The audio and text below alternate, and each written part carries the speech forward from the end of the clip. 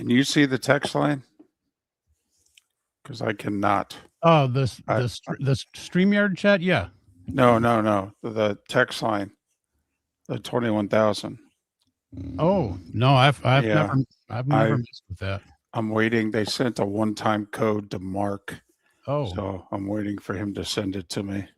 Okay. I've never utilized that or looked at it. Gotcha.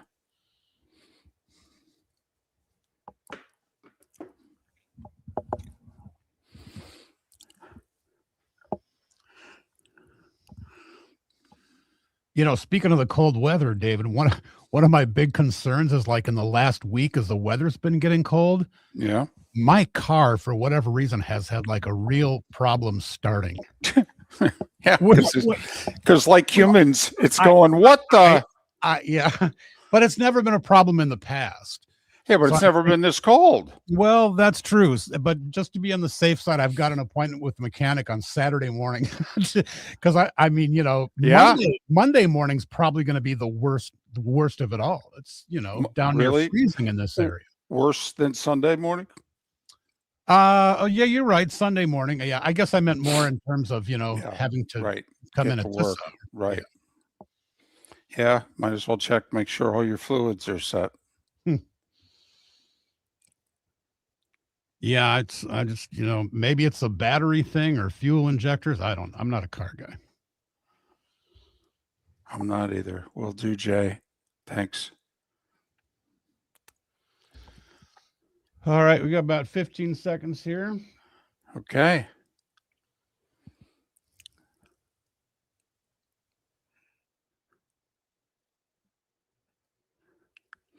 Morning, everybody.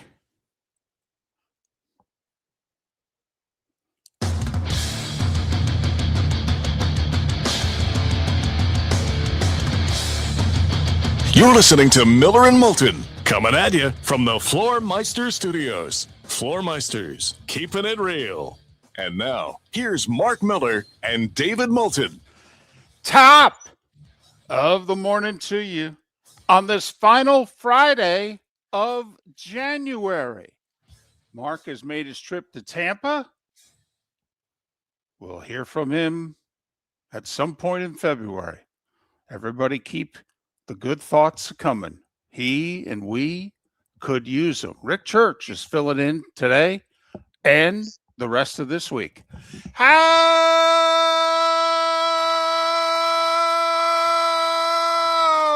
the heck are you, Miller and Moulton? MillerandMoulton.com, Miller_Moulton on X. Can't thank Rick enough. Rick and Roger are going to be the two gentlemen that keep us on the air to keep this show going. Otherwise, this show would have ended yesterday. So we owe Rick and Roger an awful lot. And fortunately, we sold them on, listen, it's a mediocre show in an awful time slot. And it's the coldest it's been in Florida in 2 generations. What do you say you get up at like 4:30 and come on in and help us out? And they went, oh, yeah, sure, no problem. Good morning, Rick. How are you? I'm good, David. Pleasure to be here. don't come on now. Don't lie. Don't lie right out of the chute. Come on now. I went to bed at like 8:00 last night, and I was like, how does this work? Is there anything good on TV? I'm one of these guys likes to fall asleep with the TV on. Yes. That's my habit, and I'm like, wait, like, where are my shows? But yeah, I'm raring to go. The only good thing about this shift is that there is a nap in your future and you realize just how glorious naps are. And then you can tape things and you can watch them. And that is always good as well. But yes, it's not good for watching sports, this shift. That is for sure. Obviously, Mark, as we've talked about over the years, he handles basically the show. I mean, I produce the show, I book the guests, and I co-host the show. And that's really all I contribute. Mark gets us on the air. Mark handles social media and all that stuff. So I'm filling in as best I can. I do know I have a poll question up, though. At the very beginning of the show, I have a poll question ready to go. I'm very proud of myself for that. And Rick you'll be the first person to be asked the poll question. What's the most amount of money you have ever paid for a ticket to a sporting event? And you're given three choices: under 500 a ticket, between 500 and 1,000 a ticket, over $1,000 a ticket. For sports, not concerts. If you want to chime in and let us know, because I've actually paid over $1,000 for both a sporting ticket and a concert ticket. Okay, so that is my answer. But Rick, the most money you've spent to purchase a ticket to a game is? Light years under 500. Okay. All right. And I asked because you've got the hockey game Sunday night in Tampa, and it's going to be an amazing scene. I mean, sold out already, right? 60,000. Yeah, and I believe the cheapest ticket on the secondary market's like 270. So it just got me thinking, all right, what's the most amount of money that you've spent for a ticket to a game? And is it possible that you're holding on? You haven't spent the most amount of money you're going to spend in your lifetime. You're counting on a certain favorite team getting to a certain game, at which point, Katie, bar the door, we're charging these suckers. Okay, whatever it costs. There's a comma involved. There's a comma involved. Don't know what to tell you. Rick, as a diehard Minnesota sports fan, who they have seemingly given you more heartbreak. Okay. Yeah, you think? But I am curious, you were a young man the last time they made the Super Bowl. If the Vikings were to make a Super Bowl in the next 10 years, okay, and obviously it's all predicated, do we have the money? Yeah, obviously. Okay. But I am guessing, Rick, okay, more so than the Gophers, than the Wild, than the Twins, than the T-Wolves. I am guessing that the ticket for you is, if the day ever comes that they are in the Super Bowl, that you are going to hit the secondary market and you're going to look to buy them. Yeah, and again, it's all about budget. If I could fit it within my budget, even though it's a lot of money, I could see spending $1,000 for a Super Bowl ticket if the Vikings were playing. Well, then you're never going to go to a Super Bowl. Well, no, and I'm not being a jerk. I'm not being a jerk because now I believe the cheapest ticket, regular price to get in the stadium, is $800 to $1,000. So the secondary market, it's going to be $2,000 to $3,000, I would think, just to get in the stadium. Well, they were getting over $4,000 for the national championship game in Miami. Right. So, and obviously Indiana had never played in a game like that, and Miami hadn't played in one in a quarter century. So it was, a hot demand. But I'm just saying, because I know what, drives your bus, so to speak, and it's the Vikings. And, it's $1,000 at face value, basically, to buy Upper Deck End Zone to the Super Bowl. Right. Now, the Timberwolves would be a very close second for me, David. I love my NBA, but now those prices would never reach that level. Probably not. I mean, who knows? Maybe if you've got a game 6 or 7 at home and you could win it all. Okay, then maybe that particular game could be excessive. All right. So I'm just wondering. So you would, right now, though, your gut's telling you'd only go to about 1,000. I mean, again, depending on the budget, but that's just a lot of money. It's a lot of money, Yes, and I mean, and a live sporting event is not always the greatest experience in the world. It's got its ups and downs. So I would have to think long and hard even about spending $1,000. Okay, well then you're probably going to watch it at home. Probably. And that's okay. And that's okay. But first off, it's our poll question. Three choices. What's the most money you've spent to buy a ticket? So if you spent thousands, but you bought 4 tickets, you need to do the math. What's the most money you spent to buy a ticket to a game?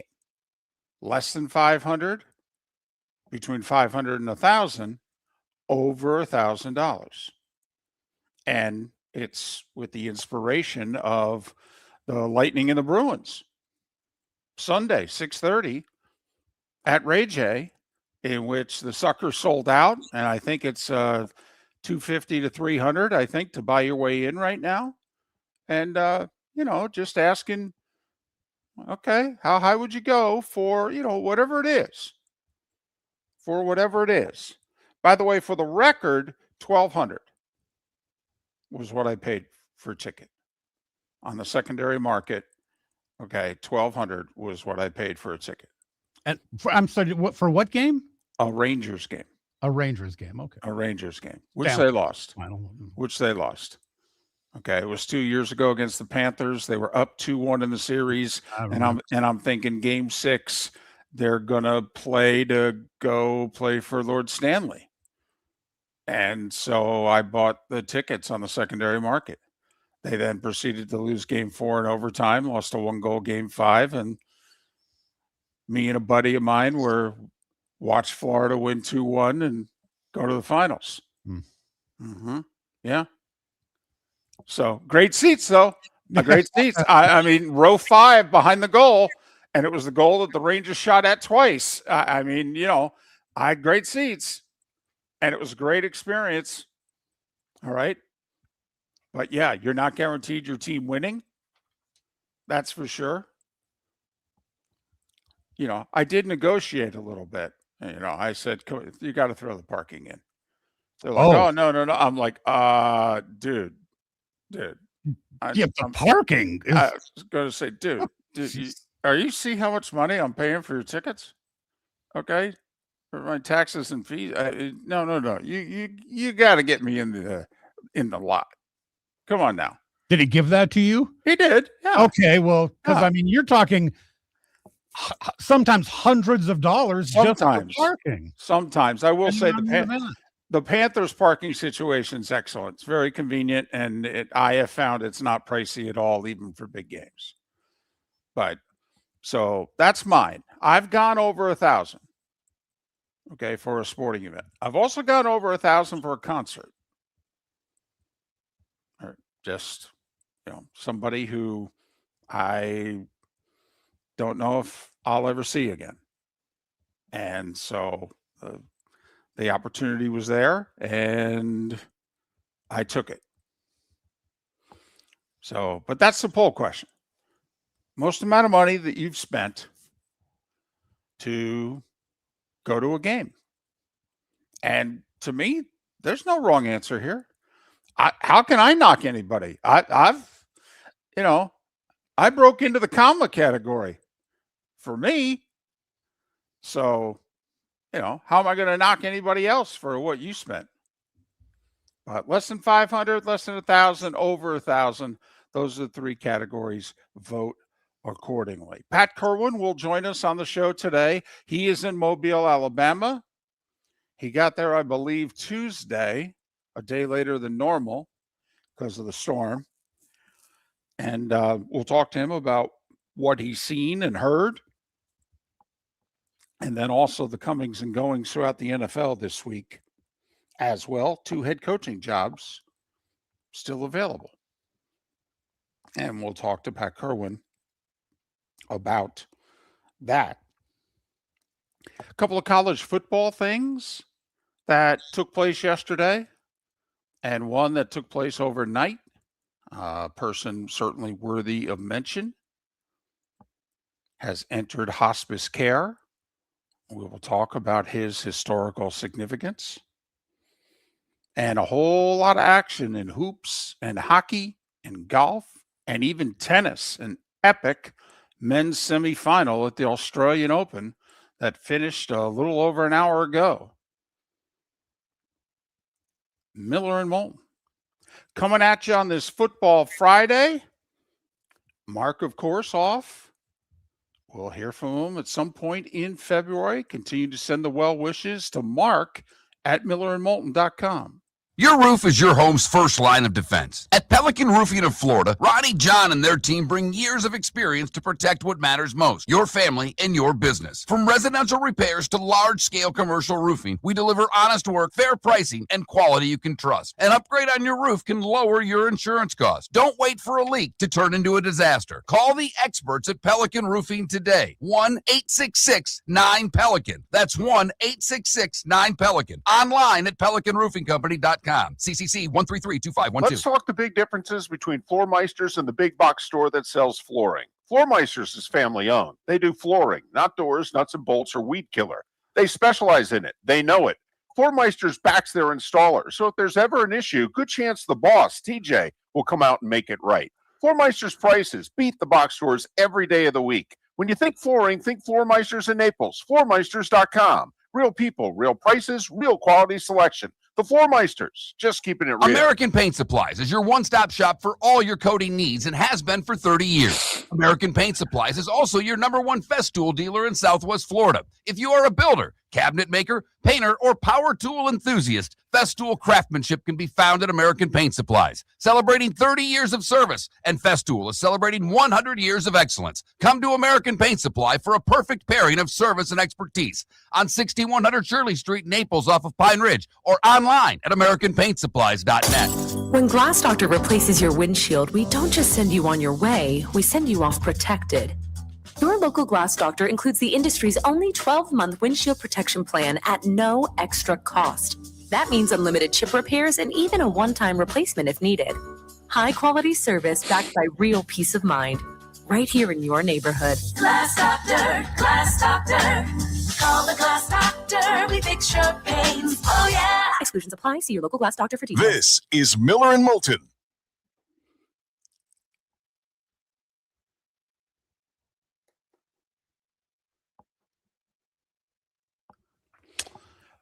Go Raiders. Mark headed to Moffett in Tampa yesterday afternoon, and he's going to be there for a while.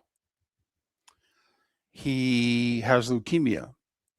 Was diagnosed with it a few months ago, and it's a 2-part process. They needed to find a perfect match for the bone marrow transplant, and thankfully, they feel they did. So a week from today, Mark will receive his bone marrow transplant at the Moffitt Cancer Center in Tampa. He has to remain within some proximity of Moffitt for 3 months after the transplant. So the hope is that at some point, late February, early March, that Mark will feel up to returning to the show. He won't be in the cozy confines of the 239 like he normally is. He'll be at some kind of apartment or housing near Moffitt. But so that's what's going on with Mark. And there you go. So Mark let everybody know about a week and a half ago, 2 Tuesdays ago. And we've been trying to talk about it every day so that it wouldn't catch everybody off guard. But that's what's going on. Obviously, pretty serious. Mark has a great attitude. He's upbeat, thrilled when he got the news about the match. And if the match takes, he can have a great, healthy life. So, obviously, we're hoping for the best. David, my favorite line from Mark through all that was when he said, if my confidence were a golf score, he goes, I'd be a 2 handicap. Loved that. Yep.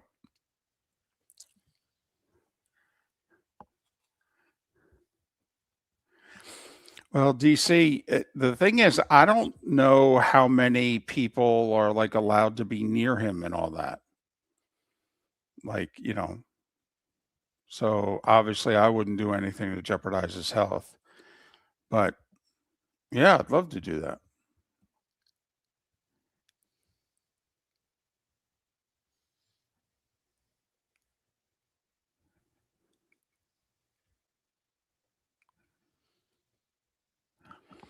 So yeah, they've got a week of prep, and then hopefully it takes.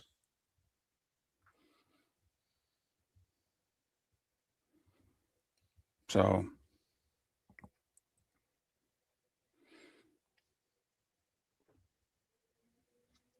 and obviously is a young guy, 56 years old, 11-year-old daughter, 26-year-old son. There's a few things Mark still wants to do here.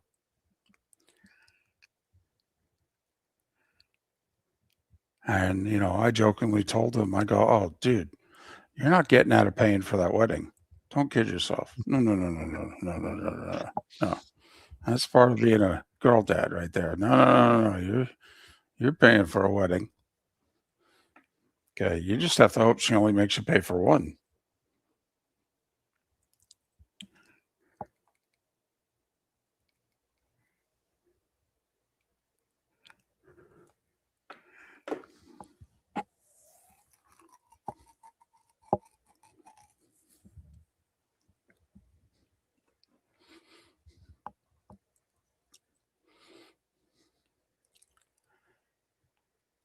Thank you, Johnny. And I encourage everybody, Mark at millerandmoulton.com. And you spell out Mark at millerandmoulton.com. Send them as many well wishes as you want.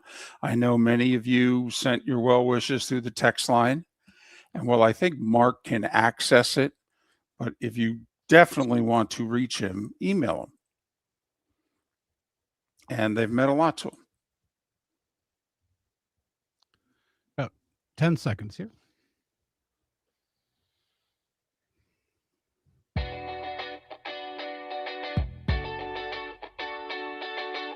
You're listening to Miller and Moulton. And now, here's Mark Miller and David Moulton. 21 minutes past the hour. Mark has... How shall we describe it? Certainly not a vacation. How about this? He's on his journey. He has begun his journey. He headed to Moffitt Cancer Center yesterday. And a week from today, he gets his bone marrow transplant. And whenever Mark feels up to rejoining the show that his name is on, he, of course, has carte blanche and he can do that. But obviously, there's more important things in the world right now. But feel free to email Mark at millerandmoulton.com. Mark at millerandmoulton.com. Let him know how much you miss him, how much the show suffers without him. You'll love that. And also, obviously, let him know your positive thoughts. Rick Church and Roger will be keeping the fort down. They'll be alternating weeks. Since it's such a glorious shift, we can't, beat them up too badly by going more than a week at a time. So they have agreed to alternate weeks. And it could be a while. But first things first, we're just trying to get through February. And then we will take things from there. Text line is open, 21,000. Feel free to text the show. Poll question is up. How much have you spent for a ticket to a sporting event? Most amount of money you've spent for a ticket to a sporting event. Under 500, between 500 and 1,000, more than $1,000.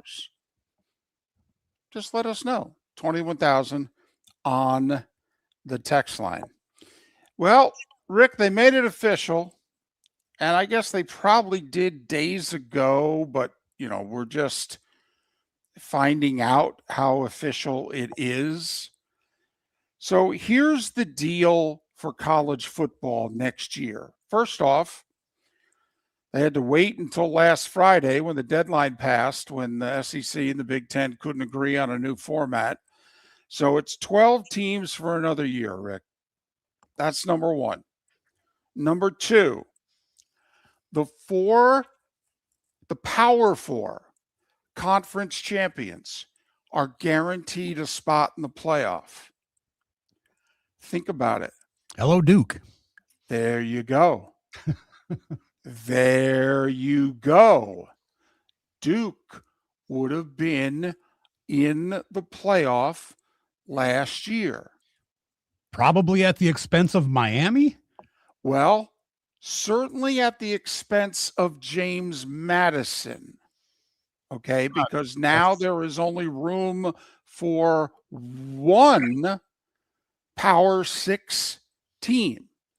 And interestingly enough, Rick, that Power 6 team does not have to be a conference champion.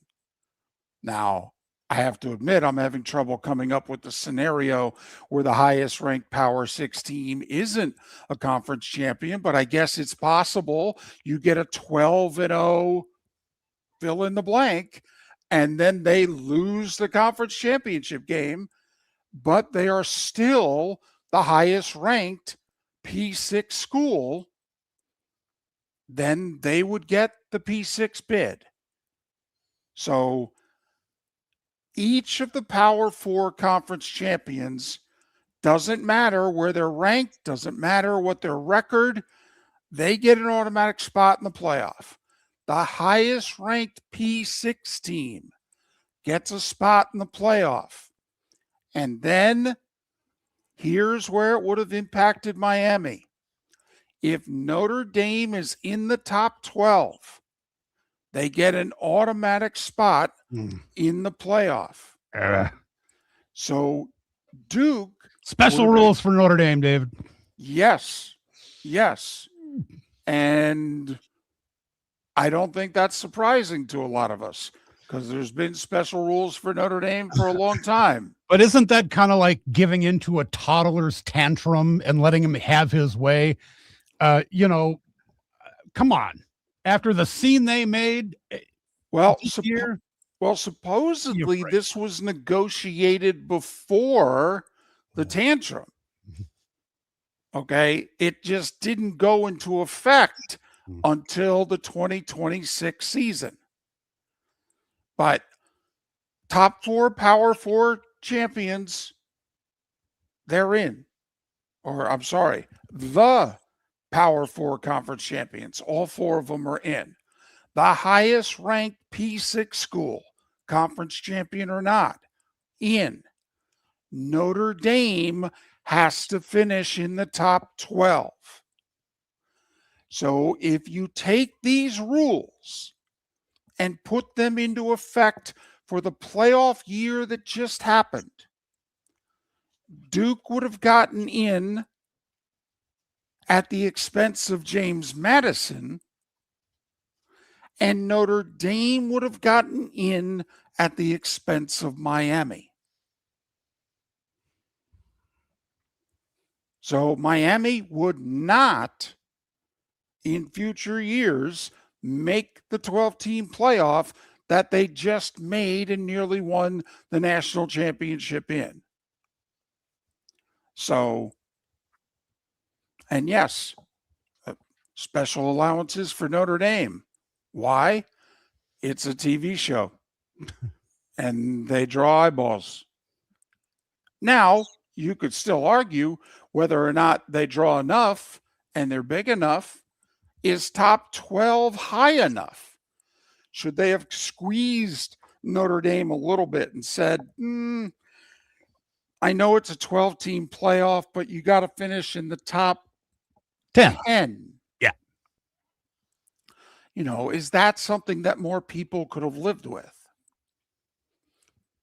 But anyway, those are now the rules going forward. The number stays at 12. And there are new ground rules as to who exactly is getting in.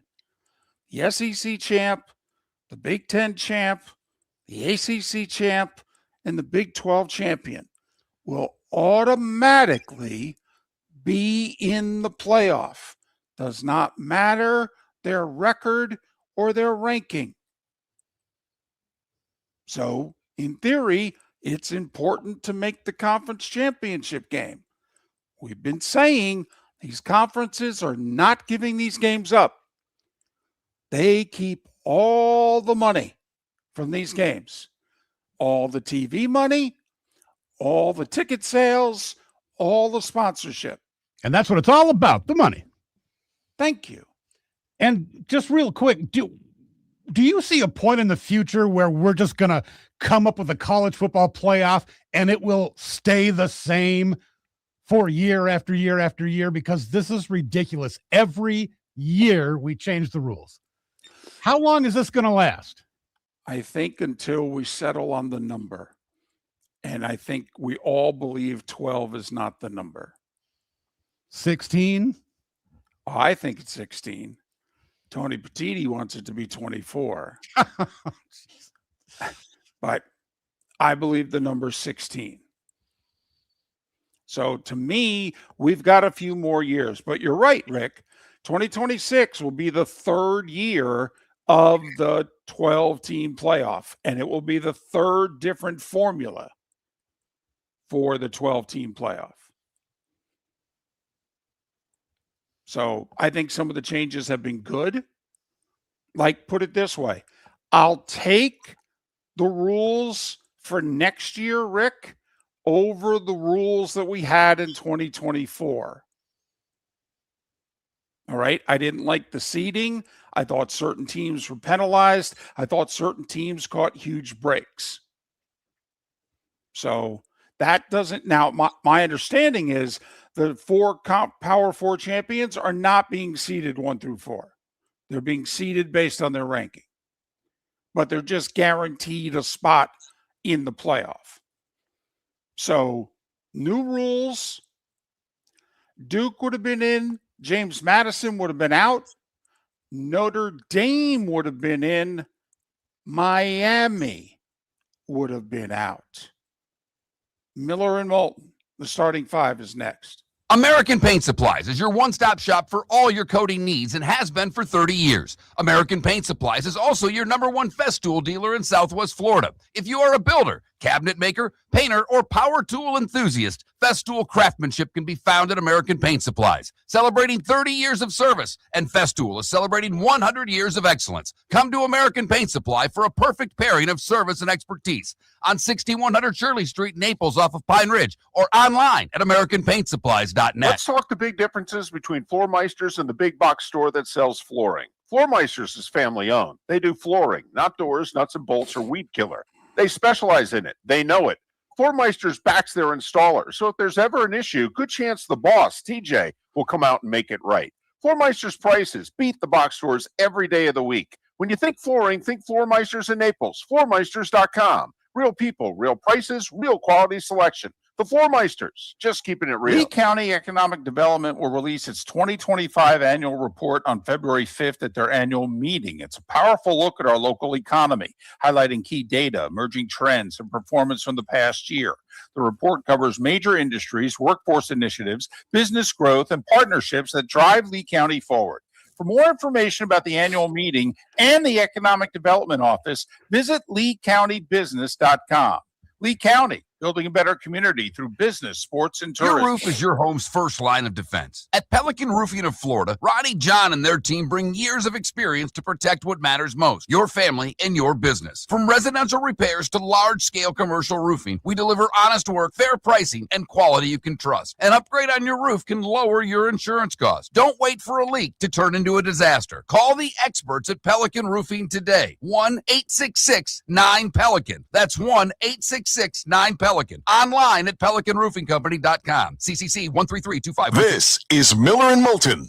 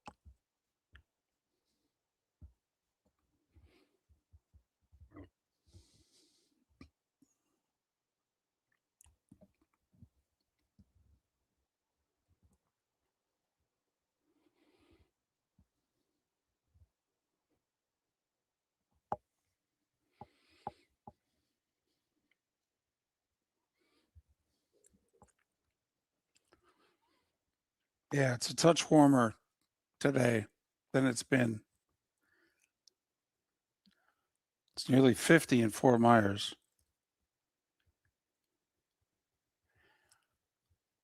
It's nearly 40 in Jacksonville, low 40s in Tampa. 5 seconds.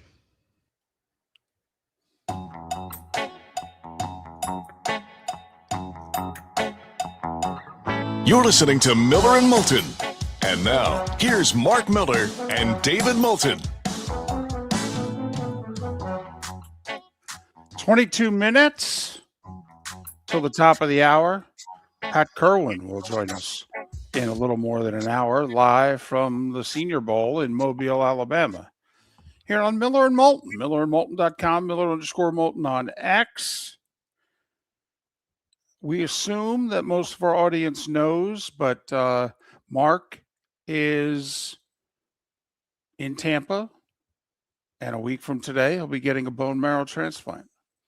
And so Mark's not going to be a part of the show for a while. He hopes to return to the show mid to late February. We'll see. He's not going to return, quote unquote, home till probably somewhere shortly before Mother's Day. Because apparently when you undergo this, you have to spend 90 days in the close proximity of the folks doing the transplant and looking after you. So basically, February, March, April, Mark's going to be in and around Moffett and Tampa. But the expectation is he will return to the show long before he returns home. You want to send him well wishes.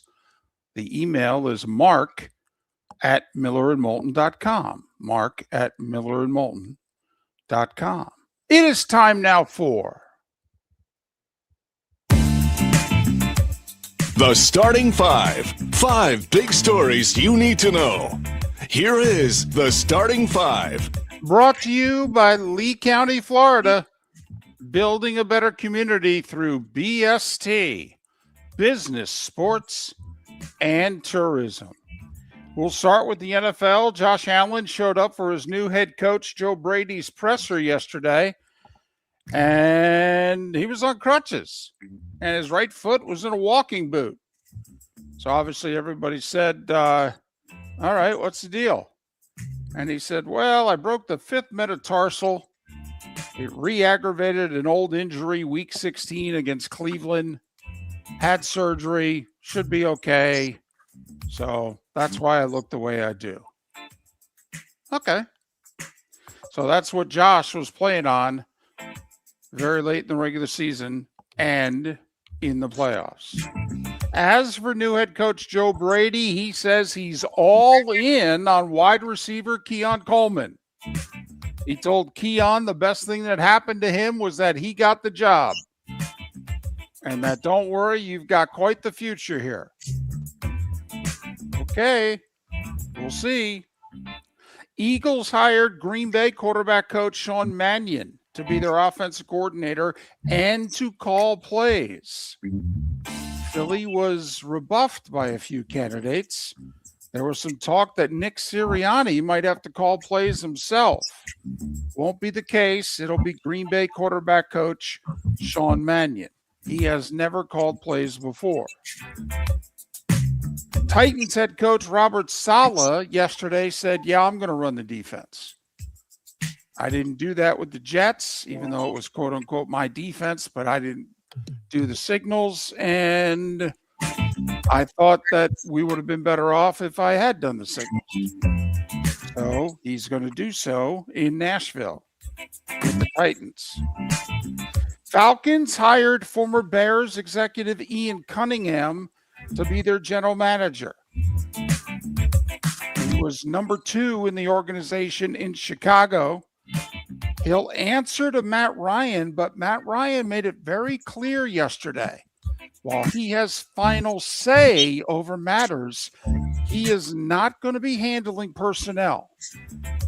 That Ian Cunningham is going to be handling personnel for the Atlanta Falcons.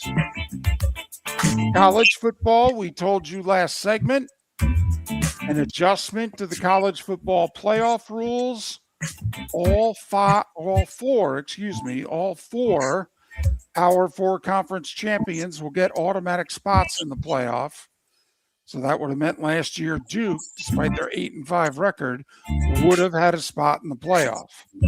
There will only be one spot for a group of 6 school, and it doesn't have to be a conference champion. So if by chance a 12-0 group of 6 school gets beat in a conference title game, they may still be the highest ranked team. They'll get the bid. Notre Dame gets an automatic spot in the playoff if they're in the final top 12. So last year, Notre Dame would have been in at the expense, ironically, of Miami. New Gators head coach John Sumrall claimed he did not know yesterday when he met with the Gainesville media and told the group that, yeah, we've handed out shorts and shirts and gear, but none of it has the Gator logo on it. You've got to earn the logo. And a few of the media who've been around a while said, you know, Urban did that in 2005. He's like, really? They're like, yep, his first year. Said you had to earn the Gator. Summerall said, well, you got to earn the Gators logo. All righty then. The chairman of the Senate Commerce Committee, Texas Senator Ted Cruz, says he is 100% against the idea of athletes being employees. He said it would ruin college sports. Some of us think it's the best thing that could happen to college sports down the road. And finally, it's worth noting that 89-year-old Lou Holtz entered hospice care yesterday. Obviously, College Football Hall of Famer, legendary coach at a few places, the 89-year-old entering hospice. College hoop. Only a couple ranked teams in action yesterday. They both won at home. 9th-ranked Illinois beat Washington by 9. 8th-ranked Iowa State beat Colorado by 30. In the A-Sun, Jacksonville at home beat Lipscomb in an upset. North Florida lost at home to Stetson. FGCU with a must-win at home. They beat North Alabama 72-64. 8 games in the association last night. Heat went to Chicago, beat the Bulls 116-113. Philly got 40 from Tyrese Maxey in a 113-111 win over the Kings. Milwaukee's now 10 games below 500. Wonder why they're going to entertain Giannis, trading him. They lost at Washington 109-99. KD with 31. Houston beat Atlanta by 18. Cooper Flag with 49. And Dallas lost. Charlotte 123-121. Michael Porter Jr. returned to Denver as a Brooklyn Net. He scored 38. Wasn't enough. Denver beat Brooklyn by 4. Dylan Brooks with 40, and it was Dylan Brooks' t-shirt night in Phoenix. Phoenix over Detroit, 114-96. And finally, Rick's T-Wolves with a good win last night. At home against Oklahoma City. Minnesota over the Thunder, 123-111. 30 of the 32 NHL teams were in action yesterday. Lightning at home got a goal and 2 assists from both Radish and Yanni Gord in a 4-1 win over Winnipeg. Panthers gave up a power play goal with 9 seconds left in regulation and lost to St. Louis 5-4. Islanders swept the Rangers 2-1. They had just beaten them the night before in Long Island. Boston doubled up Philly 6-3. Man, the Avs have lost 4 of 5. First adversity for Colorado this year. All right. Montreal beat them 7-3. New Jersey in overtime, 3-2 over Nashville. Penguins' 5th straight win. They beat Chicago 6-2. Carolina 5-4 over Utah. Patrick Kane became the highest scoring American in NHL history. But the Wings lost to Washington in a shootout 4-3. Minnesota beat Calgary 4-1. They scored 2 goals in 28 seconds in the third. Buffalo got an Alex Tuck hat trick. They beat the LA Kings 4-1. Dallas blew a 4-1 lead in the third, but beat Vegas in a shootout 5-4. Shane Wright with 2 goals for Seattle. The Kraken over Toronto 5-2. Vancouver shut out Anaheim 2-0. And Edmonton down 3-0 in the third, tie it and win it in overtime 4-3. PGA Tour. Justin Rose, 10 under par, a 1-shot lead in the Farmers Insurance Open at Torrey Pines. Hideki Matsuyama's 2-back. Brooks Koepka fired a 1-over. He's tied for 101 Probably needs to get to about 2 under, maybe even 3 under, if he's to make the cut. LPGA Tour got underway in Lake Nona. Hataoka with a 6 under, 1-shot lead over 4 golfers, including the number 1 ranked golfer in the world, Thitikul. Nelly Korda, who didn't win all of last year, 2 shots back at 4 under. And finally, the Australian Open, an epic men's semifinal. Top seed 22-year-old Carlos Alcaraz won the first 2 sets 6-4, 7-6, only to have 28-year-old third-seeded German Zverev come back, win the third in a tiebreak, win the fourth in a tiebreak, and serve for the match, only to have Alcaraz win the final 4 games and win it 7-5 in the 5th. Alcaraz will face the winner of Sinner and Djokovic. They're tied at a set apiece in their semifinal, about to begin the 3rd set. And at 10 minutes before the hour, that was the starting 5. 5 big stories you need to know, brought to you by Lee County, Florida. Building a better community through BST, business, sports, and tourism. David, you mentioned the Cooper flag, 49 points last night. Yes. I think the funniest line I heard about that, most points ever by a teenager in NBA history. Wow. A teenager. Wow. That's something. It is. Yeah. I don't know what your expectation was for him coming out of college this year. He's a lot better at the NBA than I thought he was going to be. I thought he was going to be more like Leitner, a very good player, but not a great NBA player, not a star NBA player. Yeah, he's a dude. He is. I agree. I thought he was one of these guys that would maybe kind of take him a little while to kind of muscle up, so to speak.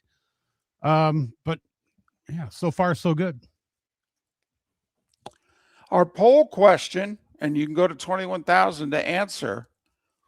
What's the most amount of money you've ever paid for a ticket to a sporting event? 3 choices: under 500, between 500 and 1,000, over $1,000. So far, the majority of you say, I've only paid less than 500 for a ticket. I have not gone crazy on the secondary market. And the question is inspired by the Lightning Bruins Sunday night game at Ray J, sold out. And I believe the secondary market, you got to pay about $275 right now to get in. So basically asking you, how much have you paid? And for that matter, would you pay $250 or so to watch the Lightning and the Bruins outside Sunday in Tampa? You know where it's going to be 60. Oh, I'm sorry. I mean 30 with chance of snow flurries. How many people do you think are going to stay away, David, that maybe bought tickets months ago and weren't expecting this? And we'll go, no thanks, too much. No, it's funny. I actually think it makes it a better event. I agree, but a lot of Floridians do not like the cold. No, I understand. But I don't think you'll have trouble selling your tickets if you decided, oh, no, this is too cold for me. See, I don't think you expected as a Lightning fan to be able to enjoy a Stadium Series game the way those in the North and the Northeast have. And you're going to get that. You're going to get everything what they get in Chicago and Buffalo and Boston. That's awesome. The Cape Coral Police Department is growing, and they want you to be a part of it. They're hiring new officers. Starting pay is between $74,000 and $90,000, depending on your experience. And with a $10,000 hiring bonus, you could be making $100,000. Enjoy paid holidays, off-duty details, plenty of OT opportunities. We're also hiring dispatchers and professional staff. So go to capecops.com. capecops.com. Be brave, be best, be Cape. For 22 years, we've been more than just a jewelry store. We're your neighbors at the Diamond District. From custom design and expert repairs to gold buying, appraisals, and spa treatments for your jewelry, we do it all right here in the store. Whether you're creating something new or bringing new life to a family heirloom, our team handles every piece with care, craft, and experience. 22 years of dedicated service only at the Diamond District. Visit Jason and Todd at the Diamond District. Let's talk the big differences between Floor Meisters and the big box store that sells flooring. Floor Meisters is family owned. They do flooring, not doors, nuts and bolts, or weed killer. They specialize in it. They know it. Floor Meisters backs their installer, so if there's ever an issue, good chance the boss, TJ, will come out and make it right.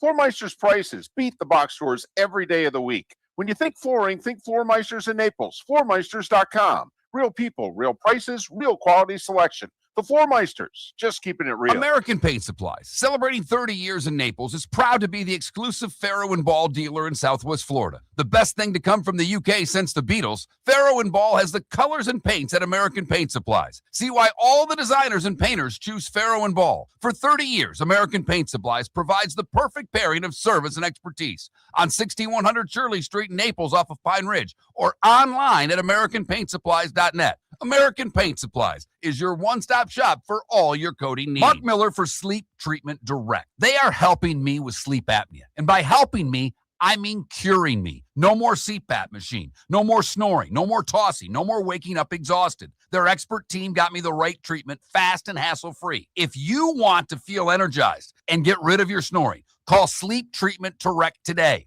444-1741. That's 239-444-1741. Sleep Treatment Direct. Sleep safe and sound. Hey, football fans, Jimmy the Beef Guy here. This is coming up fast. Wait, did you just beat me? You mean I can't say soup? Whatever. So, guys, if you're having a football party, don't wait till last minute. Remember, guys, our beef packages come with the beef, the gravy, the bread, the peppers. All you have to do is heat and serve. So call me now or stop in one of our 2 locations in Bonita Springs or Fort Myers. And again, guys, please don't wait till last minute, man. Put your orders in now. This is Miller and Moulton.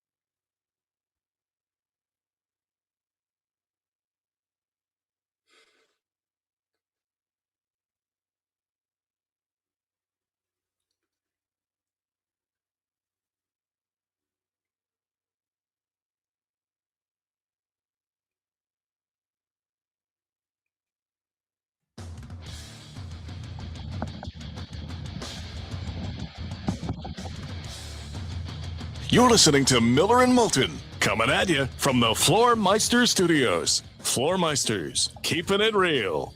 And now, here's Mark Miller and David Moulton. Hour 2 of Miller and Moulton on this Football Friday. Thanks so much for being with us. Rick Church filling in today and all next week for Mark, who's up at Moffitt Cancer Center and getting what he needs to get for a week from today. He gets a bone marrow transplant to tackle the leukemia that he's been battling for a few months now. If you want to send Mark well wishes, please do so.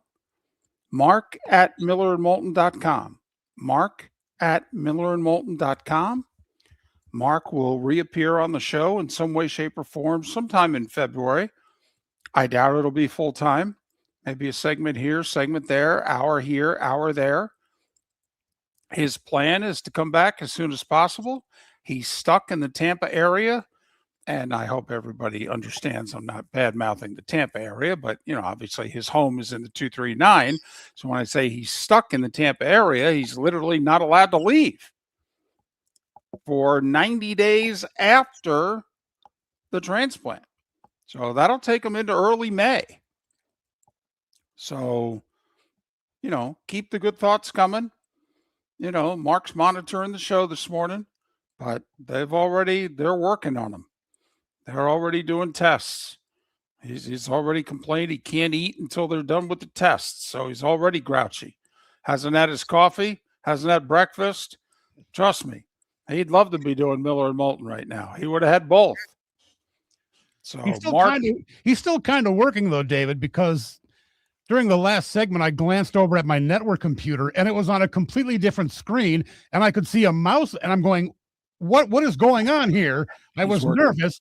And then he sent me a text. He goes, "Don't freak out. I'm in the computer." And I said, "Phew, thank you. I was wondering." So he's working this morning. He is. Okay. In order for me to get in on the text line 21,000, the code got sent to his address. So, I had to say, hey, forward me the code so that I could get in.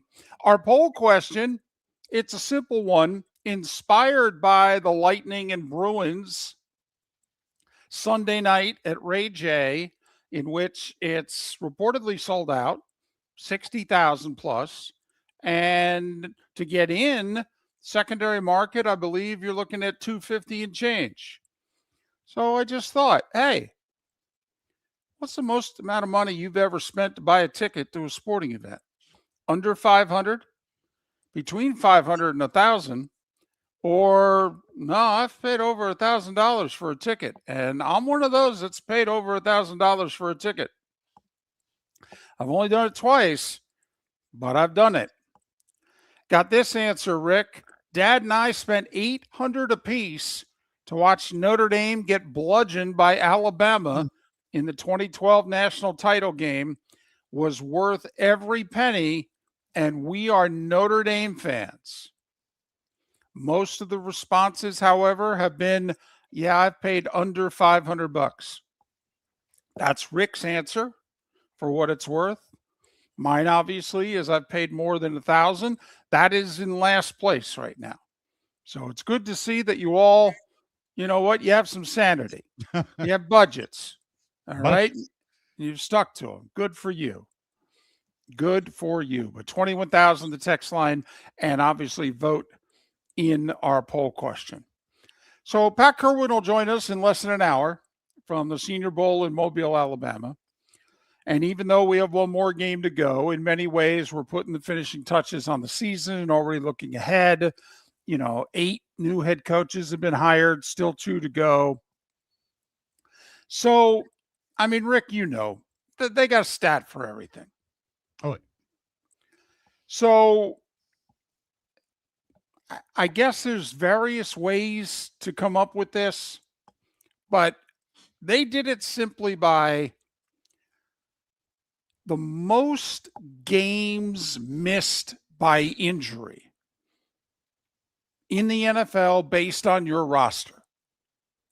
And obviously the roster is, fluid, but the Arizona Cardinals missed the most games by injury, and they did so by over 10% compared to anybody else. Wow. I think we all would have thought like the 49ers, maybe. Good guess. Fourth. Wow. Okay. Fourth. Yes. Because that was a narrative all season. In spite of all the injuries, Uh-huh. they were still a playoff team. Now, I think the San Francisco injuries stood out more for two reasons. One, they were winning, and two, their key players were hurt. Yeah, I mean, outside of McCaffrey, every key player on the team seemingly got hurt and missed time this year. But the Arizona Cardinals lost the most games to injury in the league. The Lions were second. Do you take that into account if you're Brad Holmes and you're the GM? Obviously, you missed the playoffs at 9-8. Last 4 years, you were on the come at 9-8, missed the playoffs, had the two terrific years in a row. Now this year, a little disappointing, banged up. 9-8 again, missed the playoffs. Second most games missed by injury, the Lions. And no, you don't take that into account, David. Sorry. Injuries are part of the deal. Next man up, depth. Every team has injuries. So I don't think that can ever be used as an excuse or whatever. Okay. Fair enough. The Dolphins were third. Wow. Should we be a little more sympathetic to Mike McDaniel? No. Well, now come on now. Hasn't it struck you as somebody who lives in Southwest Florida, and even though you're a Vikings fan, you're a sports fan, you paid attention to what's going on. I like the Dolphins. And you've noticed that after McDaniel got fired, the national media seems to like him a lot more than the Miami media, and certainly more than Dolphin. Agreed. I mean, he has gotten excellent press. Yes. For what that's worth. Coaching celebrity, almost. Yeah. So Cardinals, Lions, Dolphins. We mentioned the Niners were fourth. The Bills were fifth. Do you think then that you're closer in both? I mean, how close are you here? You lost in overtime to a team that lost by 3. I mean, we said it. The AFC playoffs was going to be a bit of jambalaya. We thought it was going to be a bunch of close games, and somebody who lost in the first round we could have seen going to the Super Bowl. But the Bills missed the 5th most games due to injury. This is one of the reasons why this job was seen as so appealing this offseason. The Giants are 6th. There are thoughts that that's actually a decent roster for the first time in a while. They got to keep it healthy. And think about some of the key players they lost this year. Neighbors, Scatterboo, Dart. So the Giants 6th. Colts, Saints. How about this? I don't remember this getting a bunch of publicity. The Patriots are 9th. I don't ever remember hearing or talking about the Patriots and their injuries and what they've had to overcome. Now, there's key players getting hurt like in San Francisco, and you may have lost depth pieces. The games count the same, but the players aren't the same. But New England is 9th. Chiefs 10th. Jets, Steelers, Commanders, Bears, Chargers, Texans. So that's the top half of the league in terms of missed games by injury and where it is they rank. So if I didn't mention your team, then your team did a little better than average in terms of injuries because you weren't in the top half. You're in the bottom half. So there you have it. couple of teams with new coaches, like the Cardinals and the Giants, maybe they're closer to being good than, we want to give them credit for. The Lions, the Niners, these are winning teams who were second and fourth in the number of games missed by injury. I mean, where would the Colts have finished if Daniel Jones had just stayed healthy? They went from 8-2 to 8-9. Did they win 2 of those final 7 and sneak into the playoffs? So, anyway, just wanted to mention it. All right, they figured it out. Who missed how many games due to injury? That's the list from last year. And obviously some teams got brand new strength and conditioning people. They blame them for the injuries. I don't. Personally, I just think it's the nature of the beast. And in San Francisco, they're blaming a power plant or something, apparently. Yes. Yes, they are. The hell is that? John Lynch said, we're looking into everything. And now they're saying the 2 teams playing in that stadium in the Super Bowl are both conducting practices elsewhere. Yes. Flying in, apparently. The Patriots are at Stanford and the Seahawks are at San Jose State. Neither of them are having anything to do with the Niners training facilities. How funny is that? It's bizarre. I don't think that's a fluke, by the way, that neither team's having anything to do with it. Oh, I don't think it's a fluke either, but right. I think maybe seems like a kind of a crazy conspiracy theory kind of thing to me, David, but I don't know. The NFL apparently is looking into it, investigating. So maybe there's some merit to it. The Niners are like, listen, we can't explain why we're having so many injuries. Well, it's football. Well, thank you. Yeah, I know. They weren't even the number 1 or 2 team in injuries, so. I mean, they lost Dre Greenlaw a couple of years ago running onto the field. He blew out his Achilles. I mean, that didn't have anything to do with anything. It just happens. So there you have it. Maybe you found that interesting. Maybe I don't know. Do better next time, Moulton. Do better. Our poll question, what's the most amount of money you've ever paid for a ticket to a sporting event? Less than 500, between 500 and 1,000, over 1,000. The Cape Coral Police Department is growing, and they want you to be a part of it. They're hiring new officers. Starting pay is between $74,000 and $90,000, depending on your experience. And with a $10,000 hiring bonus, you could be making $100,000. Enjoy paid holidays, off-duty details, plenty of OT opportunities. They're also hiring dispatchers and professional staff.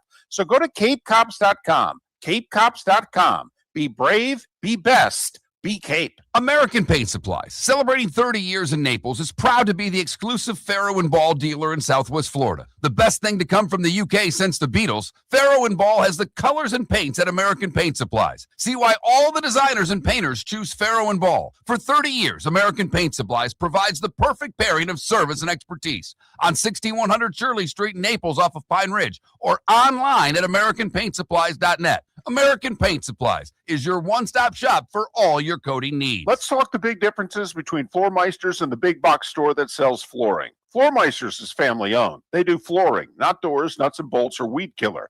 They specialize in it. They know it. Floor Meisters backs their installer, so if there's ever an issue, good chance the boss, TJ, will come out and make it right. Floor Meisters prices beat the box stores every day of the week. When you think flooring, think Floor Meisters in Naples. FloorMeisters.com. Real people, real prices, real quality selection. The Floor Meisters, just keeping it real. Your roof is your home's first line of defense. At Pelican Roofing of Florida, Ronnie John and their team bring years of experience to protect what matters most, your family and your business. From residential repairs to large-scale commercial roofing, we deliver honest work, fair pricing, and quality you can trust. An upgrade on your roof can lower your insurance costs. Don't wait for a leak to turn into a disaster. Call the experts at Pelican Roofing today. 1-866-9-PELICAN. That's 1-866-9-PELICAN. Online at PelicanRoofingCompany.com. CCC 1332516. This is Miller and Moulton.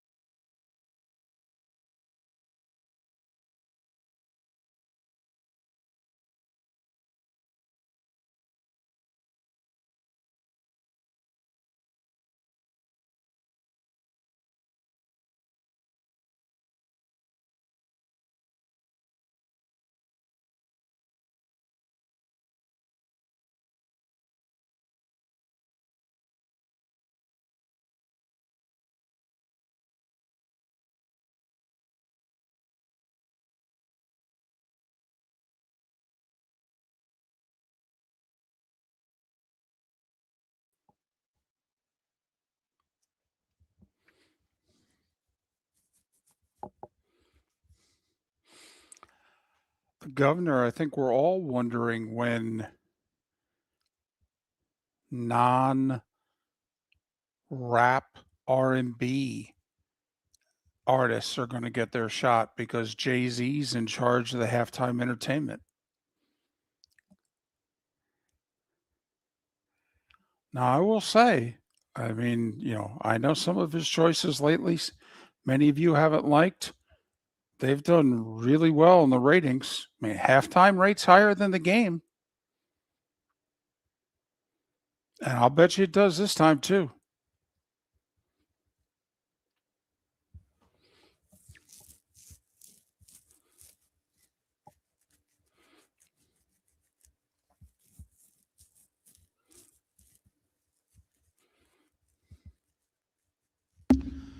Ten seconds.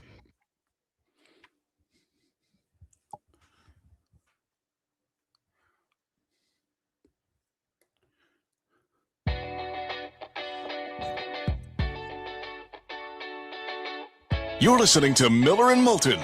And now, here's Mark Miller and David Moulton. Mark has begun his in-person fight at Moffitt. He'll get a bone marrow transplant a week from today. He will return to the show at some point in February. Heck, he might even show up for a segment or two next week before the transplant. I mean, he's got carte blanche. His name's on the show. I mean, as Rick's already told us, Rick was sitting in the studio, was going to work on the computer, and somebody was working on the computer in Rick's place, and it was Mark. Yeah, freaked me out. What's going on over there? But he was kind enough to let me know after the fact. Right, after the mini freak out. Pat Kirwan in 40 minutes time. So I don't sense a lot of excitement for the Super Bowl. Although, then again, I think most of us don't need the 2 weeks anymore. I don't think the NFL needs it. They seem to think they do. I think they're just being selfish. I think they want it. I think they want to keep the rest of the sports world on hold. But also it could be because you got the two coasts involved. And so maybe you got a whole lot of people that are like, yeah, I don't really care about Seahawks or Patriots. And besides, it's not the Brady Belichick Patriots. So it's a different, it's a different era. It's a different regime. Maybe some of you are just anti-Patriots because you grew weary of them winning. They're back. Well, we'll see. I mean, they have benefited. This is an old-timer. Okay. And this is, don't Patriot fan get mad, but you guys know it too. I mean, this is an all-timer of everything lining up for the Patriots this year. All-timer. Okay, 2 of the 4 teams in their division absolutely fell apart on them. The Jets, and remember the Dolphins were 2-6, 2-7 before they showed a pulse. So, Buffalo, Josh Allen played with injury late in the year. New England beat Buffalo in Buffalo. And besides that, did you see a graphic that somebody made the other day? They listed all 17 opponents that the Patriots played, and they listed them by coaching status. And if you go through the Patriots schedule, okay, far and away, they played teams this year who at the end of the year, their coaches were fired. And that says something about the teams they played. But, David, the whole narrative of the week schedule is kind of a silly argument to me. This is the NFL. Okay. I don't like that, the weakest schedule since like 1971 or whatever they've been saying. I don't buy it. Just for the heck of it. They beat the Raiders. Or I'm sorry, they lost to the Raiders. In week 1. Lost to the Raiders. Yes. Lost to the Raiders. Coach fired. Okay. Beat the Dolphins. Coach fired. Lost to the Steelers. Coach resigned. All right. Beat the Panthers. Okay. They made the playoffs. Beat the Bills. Coach was fired. Beat the Saints. Beat the Titans. Coach was fired. Beat the Browns. Coach was fired. Beat the Falcons. Coach was fired. Beat the Bucks. You got a bunch of Bucks fans right now going, "I wish we had fired our coach." Beat the Jets. Fired, maybe. Right. Beat the Jets. Fired / Jets. I mean, is that a push? Beat the Bengals. Beat the Giants. Fired. Lost to the Bills. Beat the Ravens. Fired. Jets. And then Dolphins. I mean, just now, granted, we had 10 new coaches this year, so maybe there's a whole bunch of other teams in which this is the case as well. But put it this way, I think New England's roster, Rick, will be much better next year than it is this year. And, I'll bet right now that they don't have as much success next year as they have this year. But I think that, Vrabel's done an amazing job. He maximized everything having to do with this team and this roster, and I actually think they'll be better. They have a lot of cap space, I understand, too, right? Yes, they do. Yeah. Yes, they do. So I saw this the other day, and it interested me. Don't know if it interests you. This century, so, we've had X number of Super Bowls. Okay. But this century, most Super Bowl wins by division, and we can go all time, by the way, all time. Which division has the most Super Bowl wins? Wow, that's quite a question. I would say the NFC East. Correct. Oh, correct. All right. 13 Super Bowl wins. And actually, it's more than that. Okay. Because it's now 14 because the Eagles won last year. Cowboys 5, Giants 4, Washington 3, Philly 2. Second is the AFC West. This late run by Kansas City here, putting 3 Super Bowls up on the board, vaulted the West into second place. And that's with the Chargers still looking for their first Super Bowl win. AFC East is third. Obviously, the Patriots doing the yeoman's work here. 6 Super Bowl wins for New England because the Dolphins have 2 and the Jets have 1. And Buffalo obviously still looking for 1. AFC North tied for 4th. 8 Super Bowl wins, 6 of them thanks to the Steelers. NFC West tied with the AFC North, but 5 of their 8 wins are courtesy of the Niners. Rams with 2, Seahawks with 1. NFC North. Sorry. Well, I know 2 teams that have 0. Obviously, the Vikings and the Lions. And the Bears only have 1. The Bears 1, yeah. Green Bay's got 4. Back in the old-timey days. NFC South only has 3. 2 in Tampa, 1 in New Orleans. And the AFC South only has the Colts 2 Super Bowl titles. Houston, Tennessee, Jacksonville. All still looking for their first. So it's interesting, at least to me, that I think year in, year out, we look at the 2 Southern divisions as the weakest.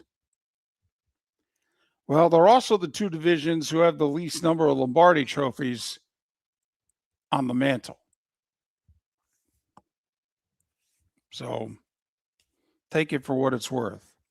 So either the NFC West is going to add a Lombardi trophy and they'll vault into a tie for 3rd, or the Patriots are going to add their 7th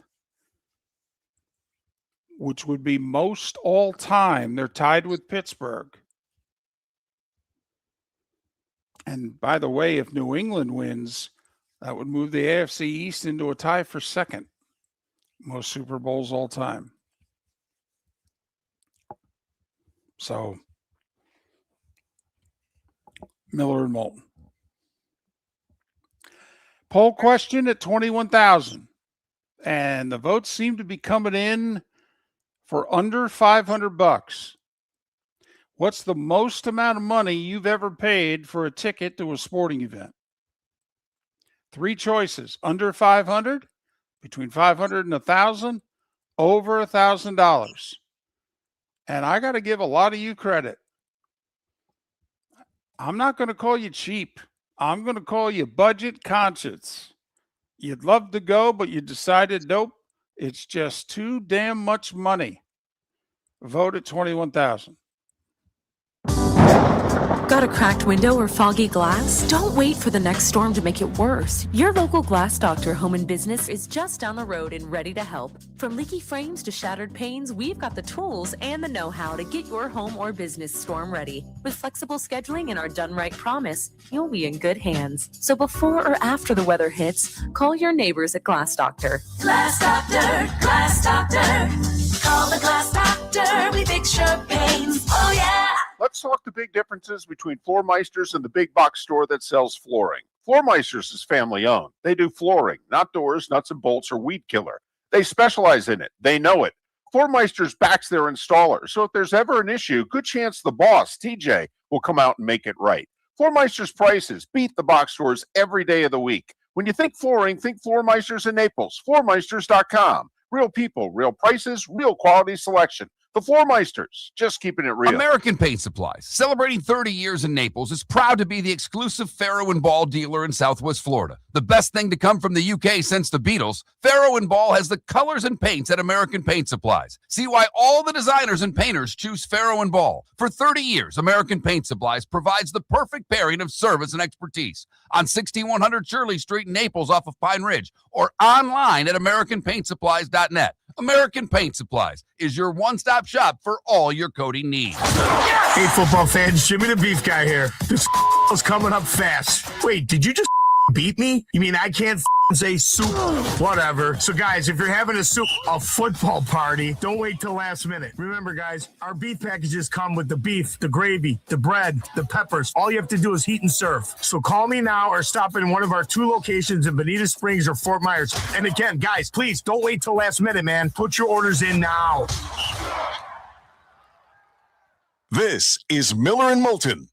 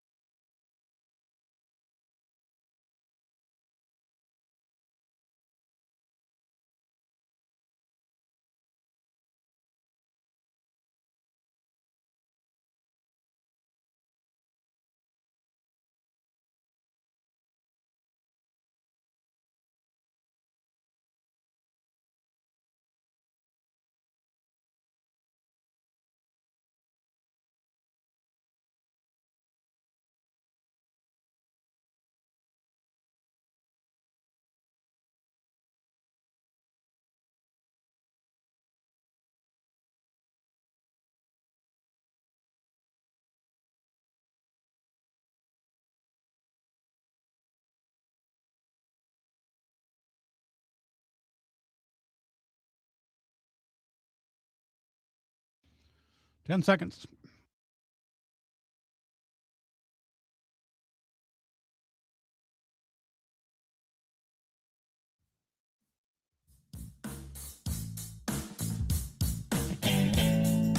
Welcome back to Miller and Moulton. Text the guys what's in your mind at 21,000. That's 21000. And now, here's David Moulton. 22 minutes till Pat Kirwan will join us live from Mobile, Alabama in the Senior Bowl. We'll get some nuggets from Pat as to who's impressed, who looks good, maybe who hasn't. Rick, so far, I got somebody to admit that they paid $9.50 a ticket for 2 tickets to last year's Game 6 of the Stanley Cup Finals between the Panthers and the Oilers. That's the most amount of money. Now, people have voted anonymously and have said I've paid over $1,000 a ticket. But in terms of 21,000, the text line or any comments in the Twitch and YouTube chat rooms, the most that anyone has admitted, and that's our poll question today, what's the most amount of money you've spent on a ticket to a sporting event? Under 500, between 500 and 1,000, or over 1,000. Only one person has admitted to getting close to 1,000. We've got the, 800 apiece or 900 apiece for the Notre Dame, Alabama title game 13 years ago. Notre Dame fans, they paid the money, got whacked. They still thought it was worth it. And I'm assuming Panther fans who paid $9.50 a ticket for 2 tickets to Game 6 of the Stanley Cup Finals last year, in which obviously the Panthers won on their way to the repeat. In fact, they brought the cup out that night. So Rick has not paid more than $500 for a ticket.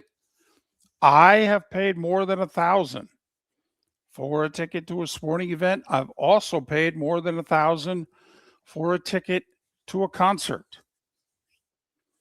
So now EB in the Twitch chat room said it wasn't me, but my sister and her husband, huge Patriots fans, they spent $4,000 a ticket to watch Brady and the Patriots in a Super Bowl. There you go. Now we're talking. Boy, and that had to have been a few years back. $4,000. Well, sure. That's a lot. Sure. Probably last decade. Because it hasn't been this decade. So it was last decade. I mean, they got to the game often. So you narrow it down for us. So as to, what Super Bowl? They've been in a few. By the way, there's a report out this morning that Belichick and his girlfriend are no longer dating. No. We'll see.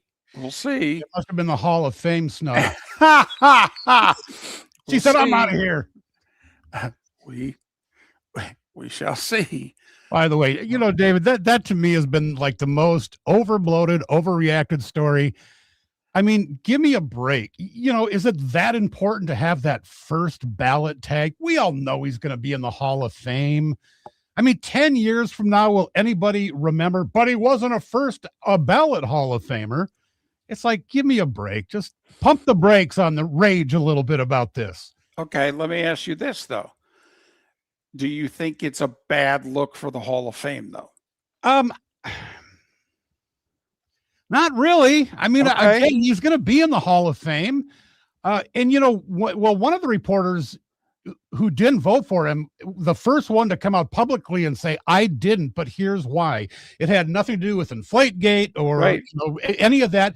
But he said, apparently the coaches and the owners are bunched in with what they call the senior players, players that are on their last ballot. And he goes, there were 3 guys that I think belonged in the Hall of Fame. I didn't vote against Bill Belichick. I voted for Roger Craig, L.C. Greenwood, and I can't remember who the other one was. I think it was Ken Anderson. Is that it? Okay, but I mean, just it's okay. Yeah, and there are some national broadcasters who are saying, well, the players should, ban the Hall of Fame and not show up for the series. It's like outrageous. Just settle down, everybody. He'll be in. Now, let me ask you this, because obviously you were not on the show the day that this all broke. Mark and I did not agree that Spygate is enough of a reason to not vote him in. However, there are those that believe it is, especially to give him a 1-year penalty. They're like, hey, man, he cheated. And Rick, I'll say it. That was cheating. He admitted it was cheating. He apologized for it. I don't know if he did or not, but Well, part of his charm. I'm not sure if he did, well, but he said that he didn't understand that as being within the framework of the NFL rules. yeah, which is crap. I mean, Yes, come crap. on. Yeah. And the deflate gate, I think that was that's certainly not enough either. Well, but also I don't think that's on him. I mean, kickers and quarterbacks are in charge of the footballs. So to me, if you want to hold that against somebody, hold it against Brady. But I actually think, and listen, I would have voted for him. I do think it's absurd that the second all-time in wins, first all-time in Super Bowls, first in most every major category, not in the Hall of Fame. But We'll get there. He was involved in a cheating scandal. I mean, there's no other way I'm a huge Belichick guy. That was cheating. Now, to me, it doesn't matter that Jimmy Johnson and others have said, well, we were trying to cheat too. Apparently, Mike Shanahan told Roger Goodell while it was going on, Raj, this is not a big deal. We're all doing it. And Goodell's like, well, I think it is. But, I do think it's cheating. I do. Is cheating enough to give him some penalty? And if the penalty is, I know you rented a private plane and made hotel reservations this year, well, you're going to have to do it next. I think more so than penalizing him for the cheating. And this, I'm not making this argument or saying it's legitimate, but the guy was a jerk, and a lot of the people who vote for that thing probably didn't like him. And that's no reason to not vote for him, obviously. Goes without saying, but he brushed a lot of people the wrong way. Yep. I think that may have been more of a factor than the cheating. I think it's they're taking care of Kraft, and Robert Kraft could release whatever statement he wants about, no, seriously, Bill Polian statement. It was release whatever statement they want. I mean, come on. Kraft doesn't like Belichick. He doesn't. He put together an entire documentary that he produced in which he basically tried to make it seem as if they achieved what they achieved in spite of him. I mean, obviously, this did not end well. They have not kissed and made up. I think Kraft and those that know him, he doesn't want to share the dais with Bill. That if Bob is finally going to go in the Hall of Fame, and you could debate whether owners deserve it or not, but once they put Jerry Jones in, to me, they had to put Robert Kraft in. And, I think they're finally going to get around to putting Kraft in. And I think a few of the voters are like, well, then don't make them share the moment with Bill. In which, to me, I think they should go in together. I think Belichick's the reason Kraft's going in and vice versa. I would definitely put them in at the same time and say, be an adult, suck it up, hug each other. You owe each other everything. But I don't think owners should be in the Hall of Fame. I don't. Fair enough. I'd have no problem with that. It just means they spent more money or hired better people. Maybe. I mean, in Jerry's case, they put him in because of all the money he made him. I mean, Jerry changed the business model of the league. When Jerry came into the NFL was 1-1A with Major League Baseball. And franchises were valued a certain way, and Jerry did what he did, and he changed the league. And financially, goodness knows, he changed it for the better. Listen, you know who owes Jerry Jones? Rupert Murdoch. Fox doesn't make it if Jerry doesn't go, we're going to put the NFL on Fox. Just hang with me. I'll carry your luggage behind the scenes. I'll get it done. Just bear with me. And I mean, Jerry Jones put the NFL on Fox because of money. Because Jerry was losing money. I mean, that is something that we learned. Listen, Rick, if you produce a documentary about yourself, I have to take certain amounts of it with a pound of salt, not a grain. Okay. So, those that have watched the Cowboys 8-part documentary on Netflix, okay, I have to admit, Jerry did expose a decent number of his warts. I'll give him that. Okay. But obviously, Jerry also sold Jera. But Jerry made sure to let everybody know, yeah, when we were winning Super Bowls, I was losing money. Don't think I wasn't. I was losing money. I had to do what I did in terms of breaking the rules and changing the business model. And I had to bring Fox into the NFL because I owned the Dallas Cowboys and couldn't turn a profit. Okay. And I think ultimately that's why he got away with it. Because the others are in the same boat. They couldn't have been making a lot of money either. To think he bought that team for less than $150 million bucks. It's unbelievable. And that is a great documentary. It's wonderful to watch.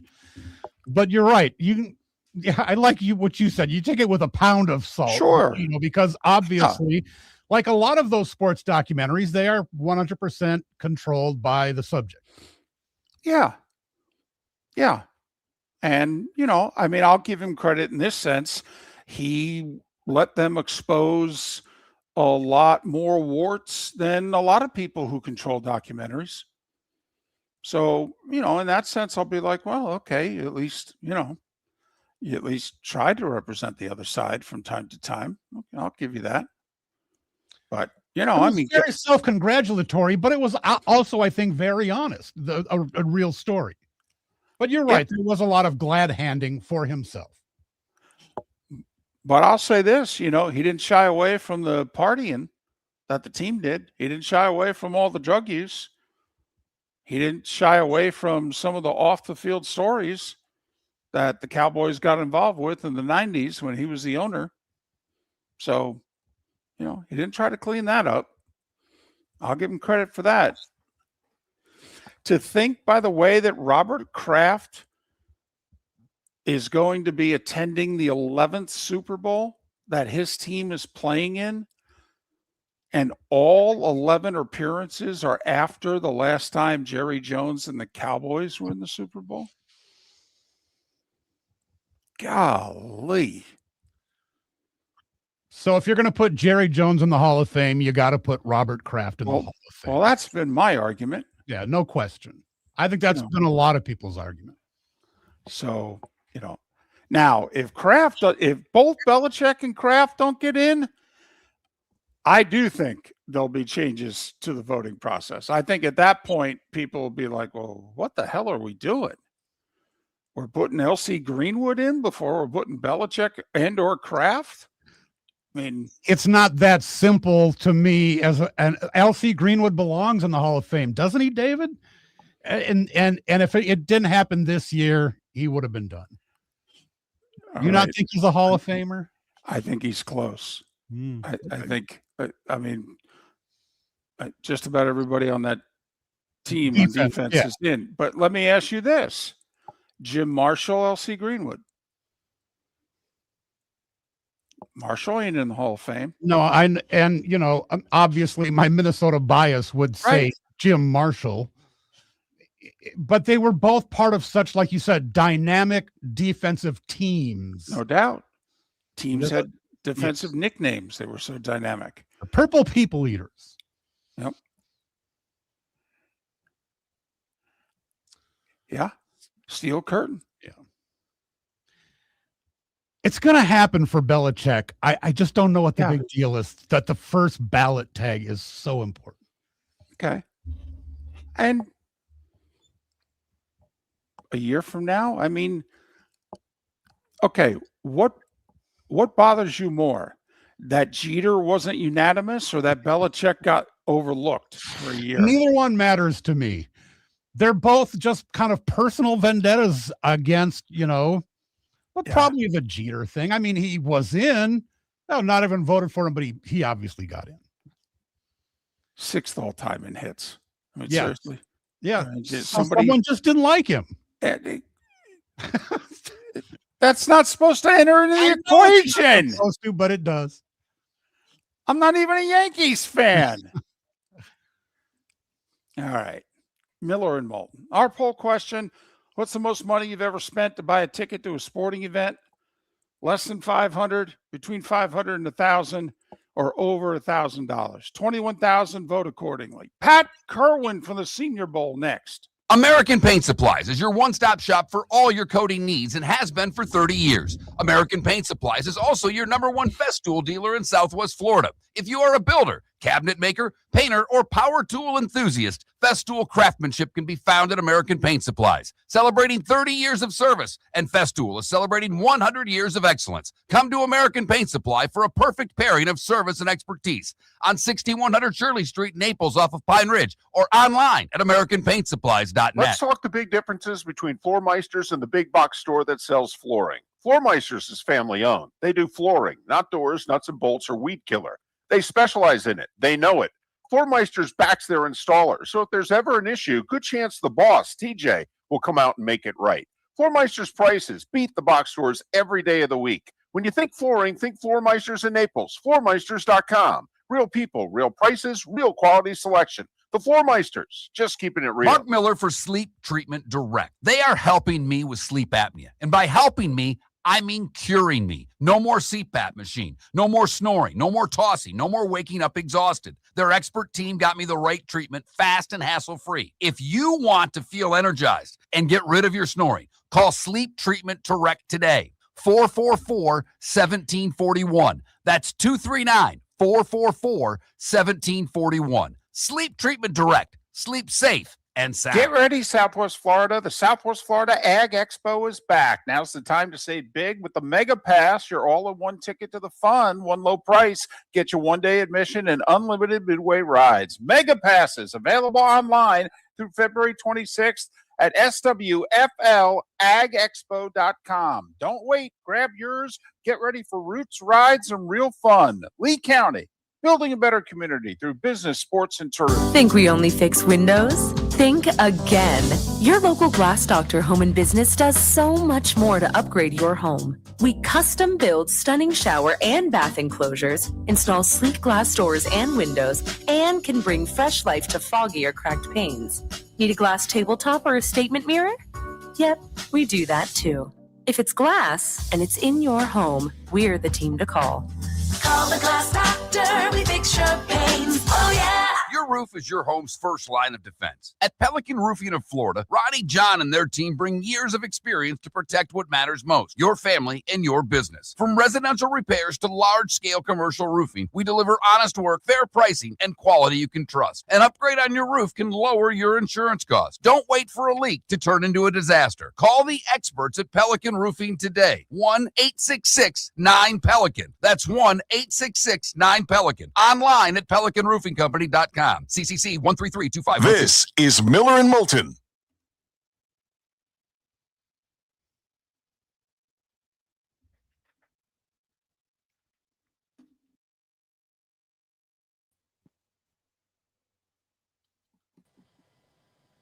Hello, David. Please say you can hear me. David. What is up with this thing? Fellas, are you there?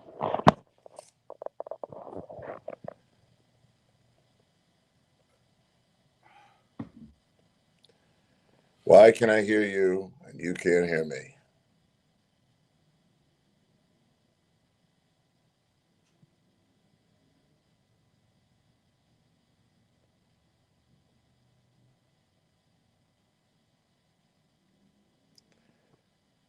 Okay, that's not good.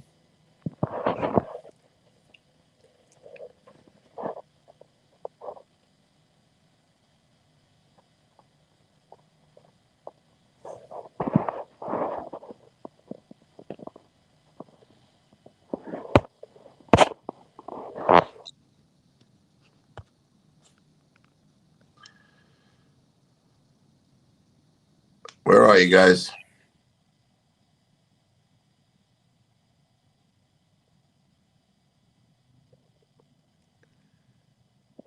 Oh man, come on.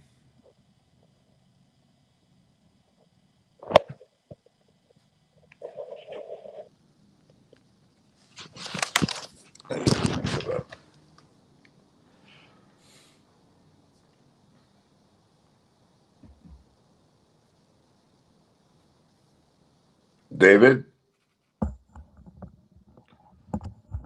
Oh, headset on. Dave, can you hear me? I can. How are you? Good. I was worrying you couldn't hear me. That's my constant worry anymore. No, I know. Hey, how's that voice of yours doing? It's okay. Yeah. It's It sounds strong on the radio, but when I'm talking to you now, it doesn't sound the same. yeah. There are times where it cracks a little bit. Yeah. And how's everything else doing? How's my friend Mark doing? He is being worked on this morning. They're putting a line in, and he couldn't eat or drink anything until they got done with it. So he was a little grumpy this morning because, normally he has breakfast and a coffee before the show. So hopefully by now they're done with them so he could eat and drink. But he was working on the show. He jumped into the computer. He took care of some things. He sent me a code so I could get in the text line. I mean, He told me his doctor encouraged him to think about doing the show from the hospital. The one doctor did. Yeah. The one doctor did. I think, he's got to feel out the room. Plus, and then also, I mean, let's face it, a week from now he gets the transplant. I mean, he's got to see how he feels. Yeah. I just like that they put a little hope in his head because he was excited about that. Hi, Pat. Rick here. How are you doing? I'm doing fine, Rick. Good to hear your voice. You too. It's been a while. Yeah. Sounds like we're going to hear from each other a little bit more than usual. Yeah. I'll be around. Take about 10 seconds here, fellas. All right.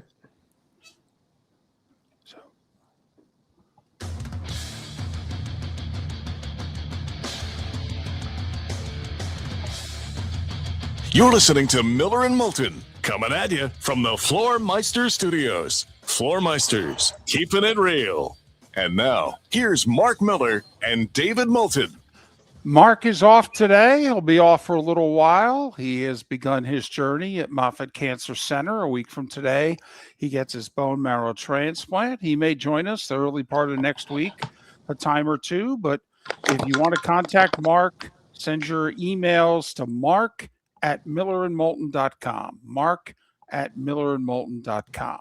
Longtime friend of the show, Pat Kirwan, kind enough to join us live from Mobile and the Senior Bowl. Pat, of course, joins us courtesy of Pinchers, Tampa to Key West, all points in between. Pinchers where you can't fake fresh. So how's your week been in probably the coldest Mobile's ever been for you, right? Oh, it's cold, and it's supposed to be in the in the 20s tomorrow for the game. So I think I saw a lot of people going to the Burlington Coat Factory.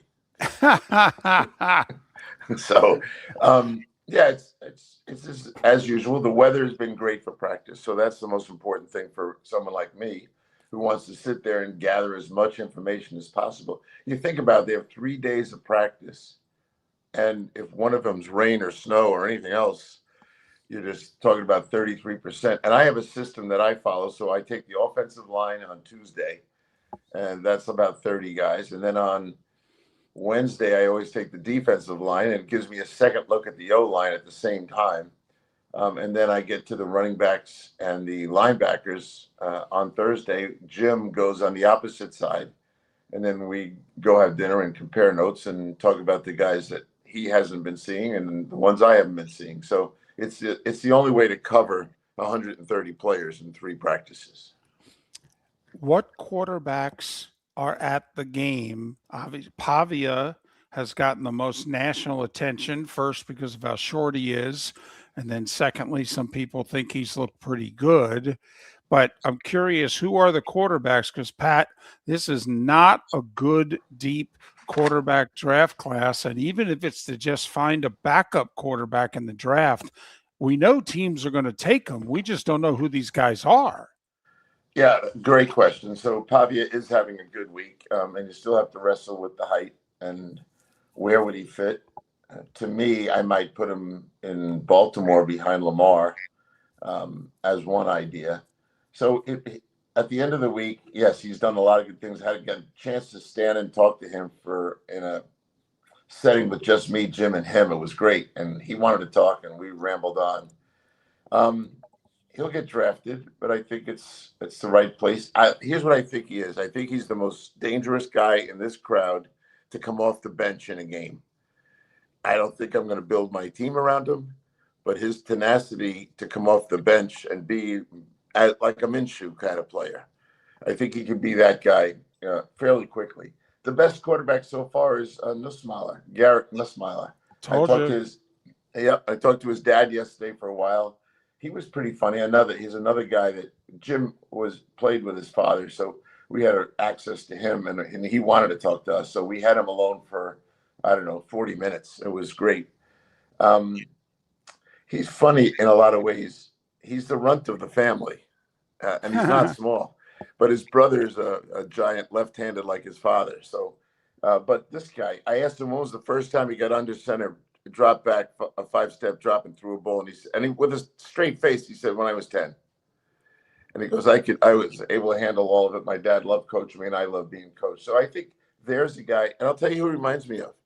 And I wrote it right next to him on my report. Garrett reminds me of Kirk Cousins. Ooh. Physically, mechanically, and personality. So I think that's what you're getting with Garrett. And he's going to be, and I'll see this about him. This I wrote right at the top of my report.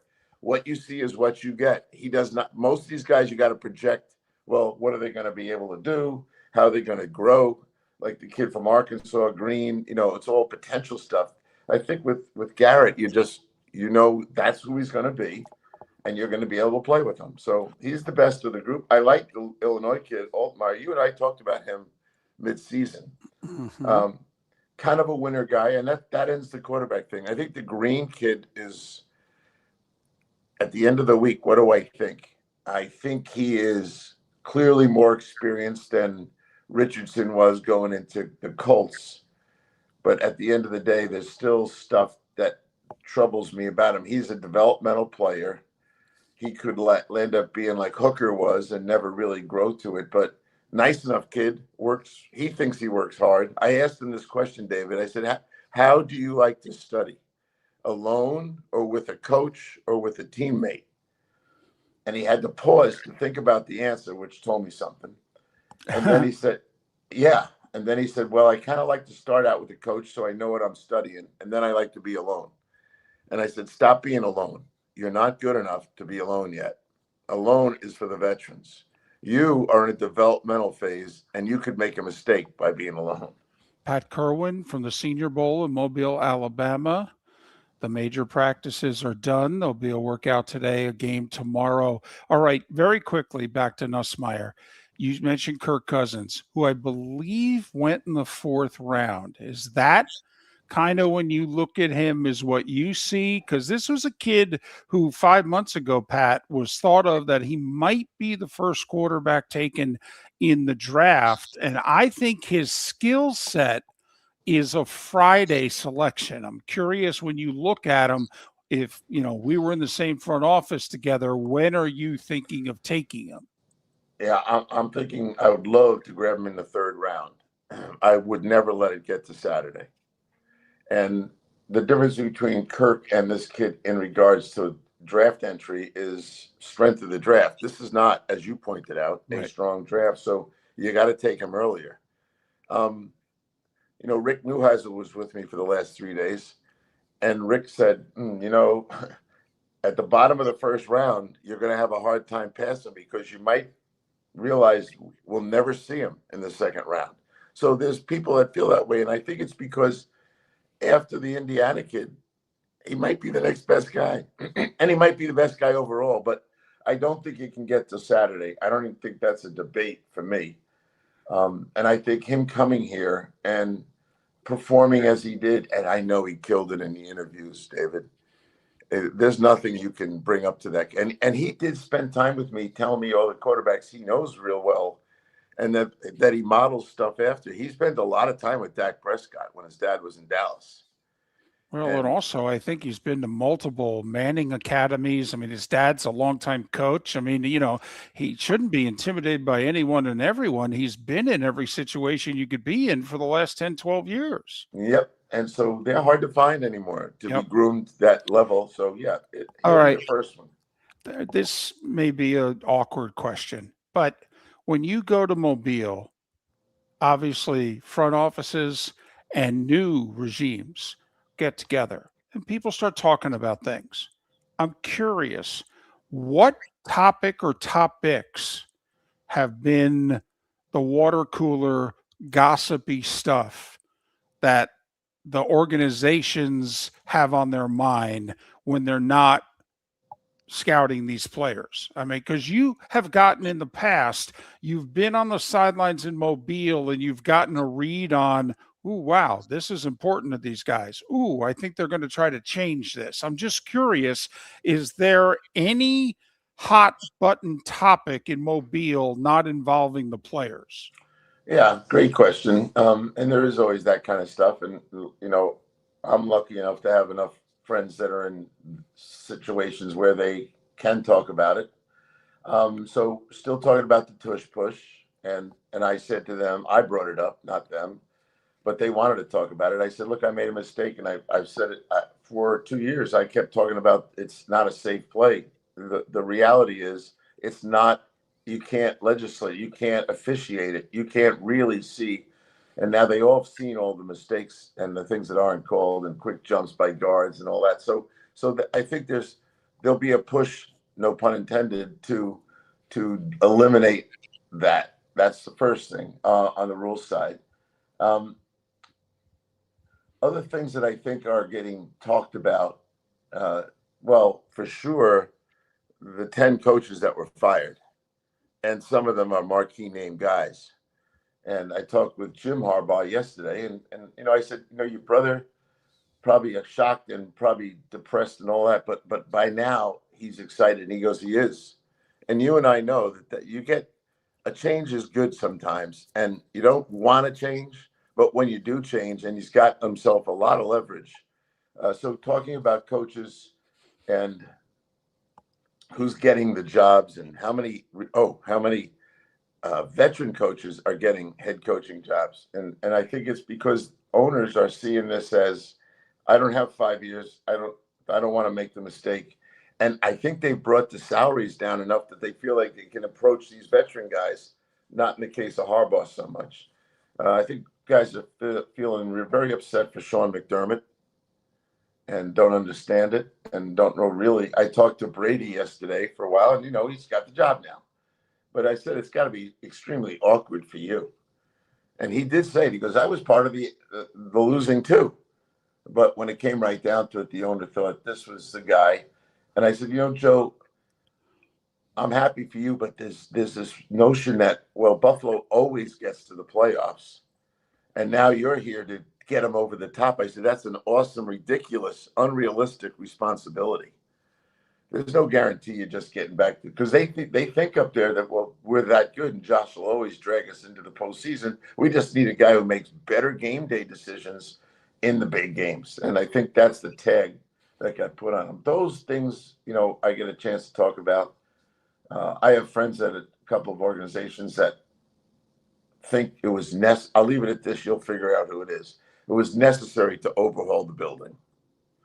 And some of these buildings are getting overhauled. I love to drag analytics into it, but I can never get anyone to fight with me on that. Very quickly, less than a minute. Listen, you and I both wanted Aaron Glenn to work. 9 new coaches. Every major coordinator supposedly has a deal with Wink Martindale to run the defense. Wink flies in. He's got his staff ready to go. And Aaron says, no, I'm going to run the defense. I mean, Pat, this is 30 seconds. This is looking awful. It is. They're not firing him, obviously, but no, he's shortened his career there. Oh, my goodness. And yeah, so it's Aaron is very close to Bill Parcells, and I hope Bill is telling him to cool his jets on the list. But these are decision-making hours, not months here, and you gotta formulate the whole thing. So, yeah, it's looking like there's a bullseye on his chest. Do you think he's going to be the lead name for termination next year? Absolutely. Are we going to start talking about in season? He's Pat Kirwan. NFL Radio's moving the chains. More with Pat after this. Let's talk the big differences between Floormeisters and the big box store that sells flooring. Floormeisters is family owned. They do flooring, not doors, nuts and bolts, or weed killer. They specialize in it. They know it. Floormeisters backs their installer. So if there's ever an issue, good chance the boss, TJ, will come out and make it right. Floormeister's prices beat the box stores every day of the week. When you think flooring, think Floormeisters in Naples. Floormeisters.com. Real people, real prices, real quality selection. The Floormeisters, just keeping it real. American Paint Supplies, for nearly 30 years, is your one-stop shop for all your coating needs. If you are a designer, a contractor, a professional painter, or a weekend warrior, American Paint Supplies is the place where experts go to get expert solutions. At 6100 Shirley Street in Naples off of Pine Ridge, American Paint Supplies delivers the best solutions with the best products with the best support. Meet Gene and his team today at American Paint Supplies. Call 239-566-2700. That's 566-2700 or online at AmericanPaintSupplies.net. Get ready, Southwest Florida. The Southwest Florida Ag Expo is back. Now's the time to save big with the Mega Pass. Your all-in-one ticket to the fun, one low price. Get your one-day admission and unlimited midway rides. Mega Passes available online through February 26th at swflagexpo.com. Don't wait. Grab yours. Get ready for roots, rides, and real fun. Lee County, building a better community through business, sports, and tourism. This is Miller and Moulton.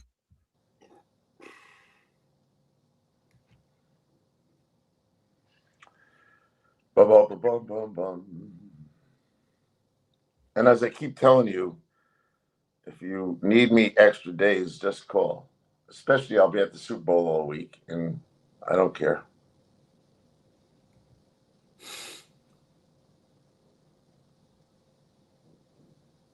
And you're going to have a long month in February, so feel free.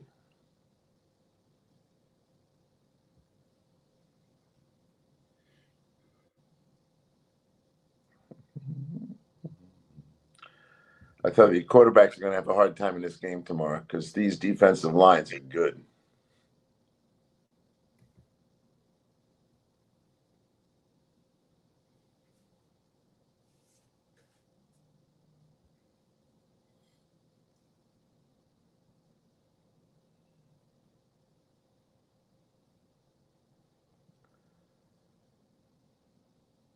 Oh, I loved your question about what's the most you ever paid for a ticket.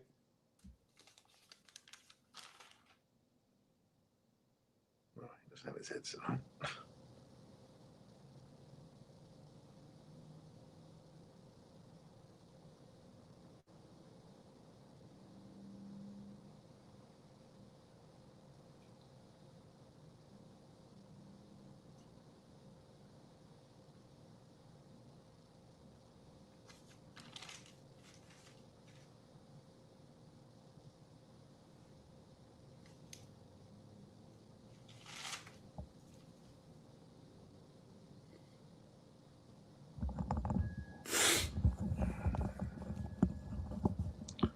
I was laughing, David, at your question. What's the most you've ever paid to go to a game? Yeah. So I said, let me put my brain through that drill. So I went to the entire Islander run for the Stanley Cup without paying. That's why I didn't ask you the question. I'm like, oh my God, when's Pat had to pay? Well, then I also went to the entire run of the Knicks when they went all the way. And all the famous games against Indiana Pacers and that whole thing. I never paid. I've never paid to go to a football game. Then I realized the last time I took money out of my pocket and handed in for a ticket was $15 to the bleachers at Yankee Stadium. Ha ha. And I don't know if I'm proud of that, but it's just the truth.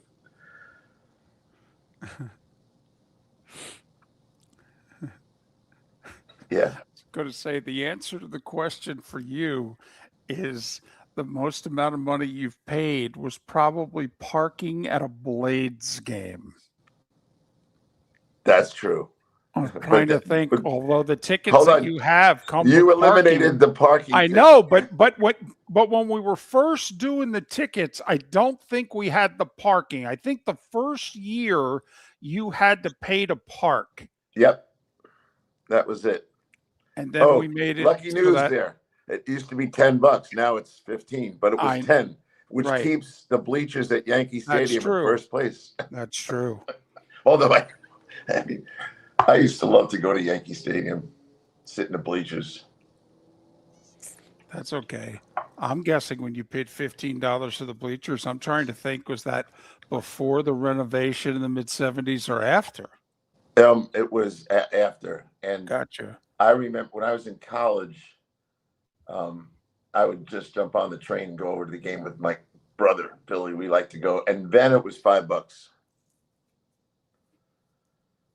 1969, 1970. It was $5 in the bleachers.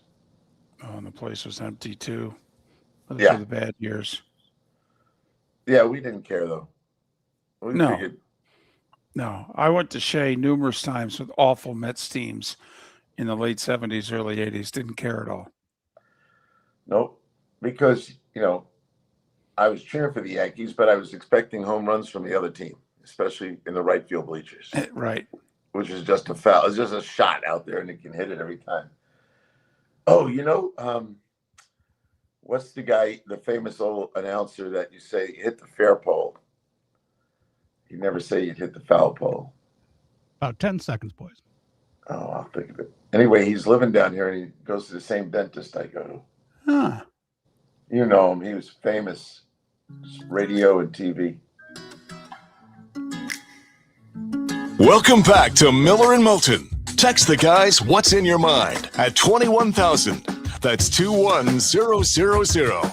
And now, here's David Moulton.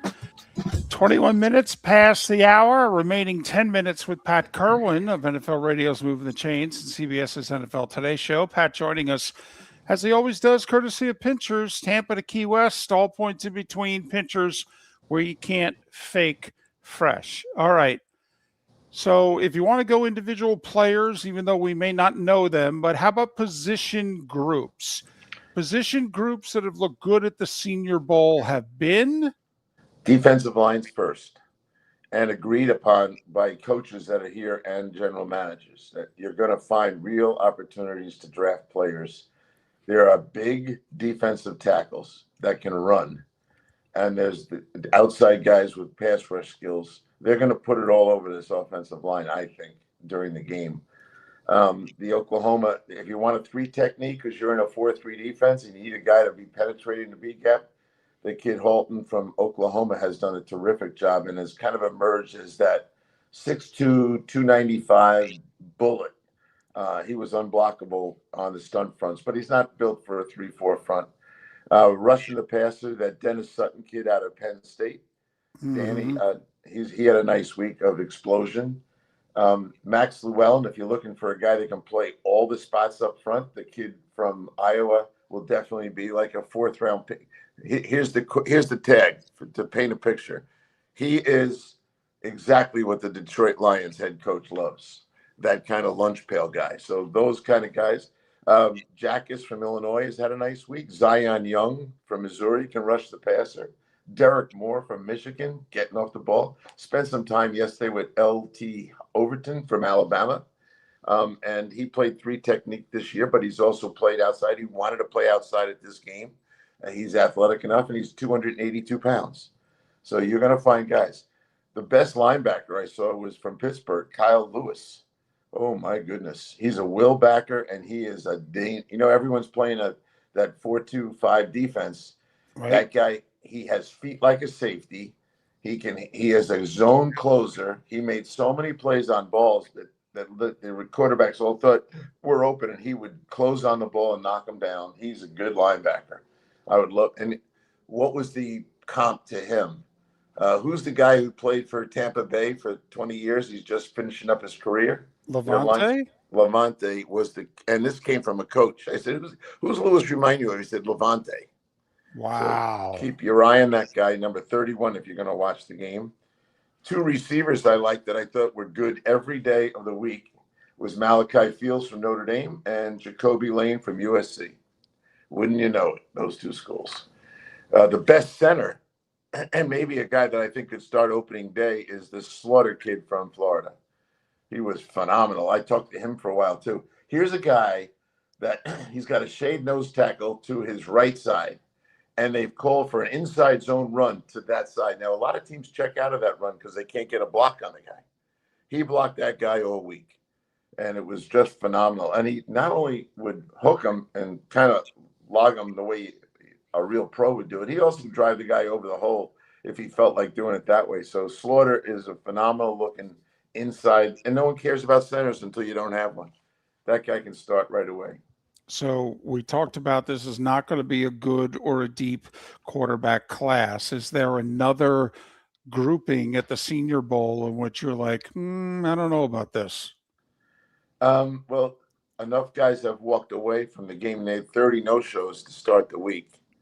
And then he told me they had 127 rescheduled flights with all the weather issues. And some guys decided not to come. So he's lost some players, which I think damaged some groups. Things like, I already referenced, I think the offensive line, they're big, but they're not going to be able to handle these guys. And if they do, I mean, a lot of the average linemen come here because they want to go against the best and upgrade their stock. That happened last year. And so they're thinking they're going to do it. I spent a whole day with them and then got back on them the second day, and they didn't really perform.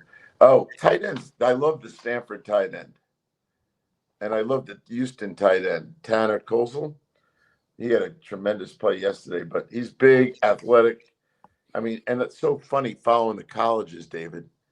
He went to Ball State for 3 years. Then somehow he lands up at Wisconsin, which he told me. And then he went off to Houston and had a great year. And he looks the part. He's big, athletic, and he can catch. So there's a couple of tight ends like that, but I think Tanner, to me, is the guy of the best of the group. Is how late the college football playoff is taking place, is that affecting the Senior Bowl at all? Like how many guys there from Indiana and Miami, never mind from the semifinalists? I'm just curious. And by the way, the next couple of years, Pat, the season's going to get even later and later. I mean, I think coming up soon, we're going to have a national championship game on the Monday of Senior Bowl week. Well, I think that will cause those guys not to be here. But there are Miami kids here. And some of them were late entries. The kid Brockemeyer, whose dad was. Yep. He was called in late. He had a nice week.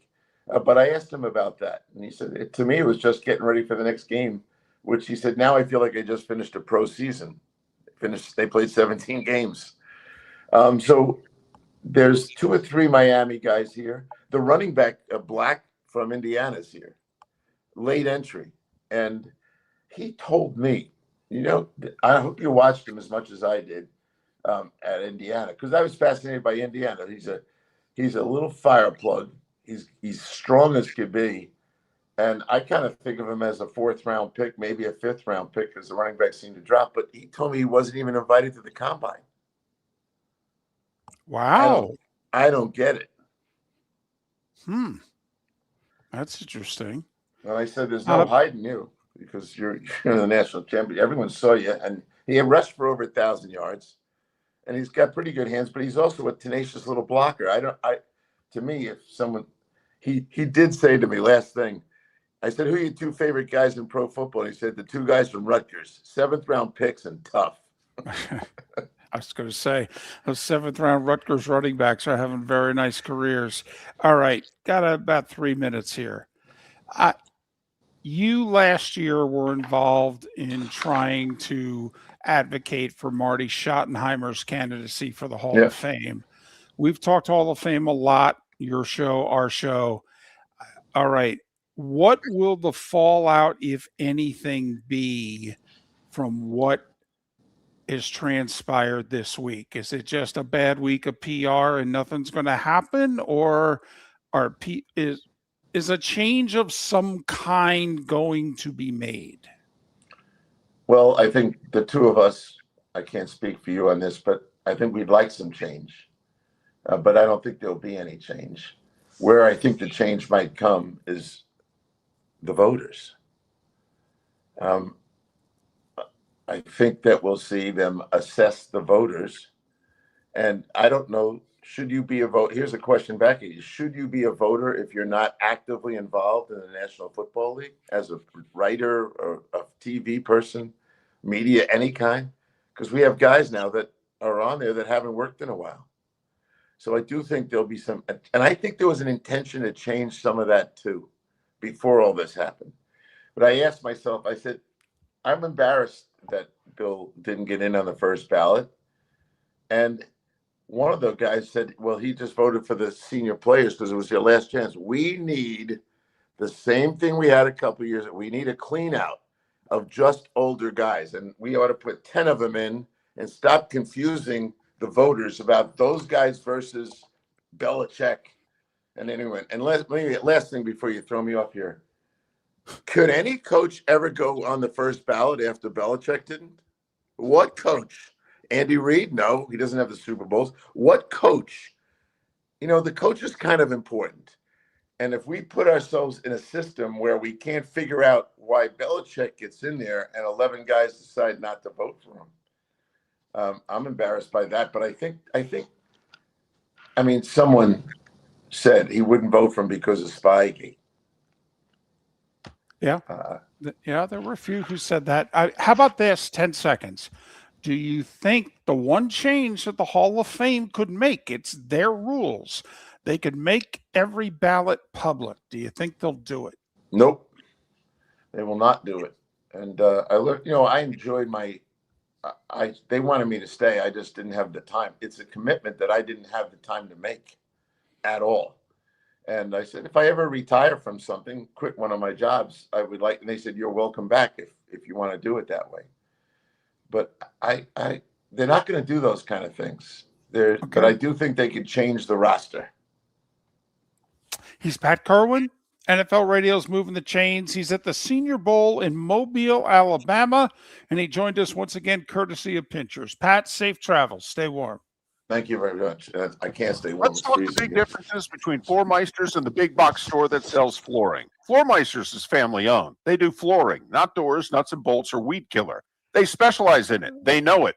Floor Meisters backs their installer. So if there's ever an issue, good chance the boss, TJ, will come out and make it right. Floor Meisters prices beat the box stores every day of the week. When you think flooring, think Floor Meisters in Naples. FloorMeisters.com. Real people, real prices, real quality selection. The Floor Meisters, just keeping it real. Your roof is your home's first line of defense. At Pelican Roofing of Florida, Ronnie John and their team bring years of experience to protect what matters most, your family and your business. From residential repairs to large-scale commercial roofing, we deliver honest work, fair pricing, and quality you can trust. An upgrade on your roof can lower your insurance costs. Don't wait for a leak to turn into a disaster. Call the experts at Pelican Roofing today. 1-866-9-PELICAN. That's 1-866-9-PELICAN. Online at pelicanroofingcompany.com. CCC 1332512. Got a cracked window or foggy glass? Don't wait for the next storm to make it worse. Your local Glass Doctor Home and Business is just down the road and ready to help. From leaky frames to shattered panes, we've got the tools and the know-how to get your home or business storm ready. With flexible scheduling and our done right promise,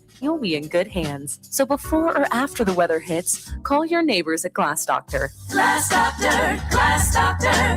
Call the Glass Doctor, we fix your pains. Oh yeah.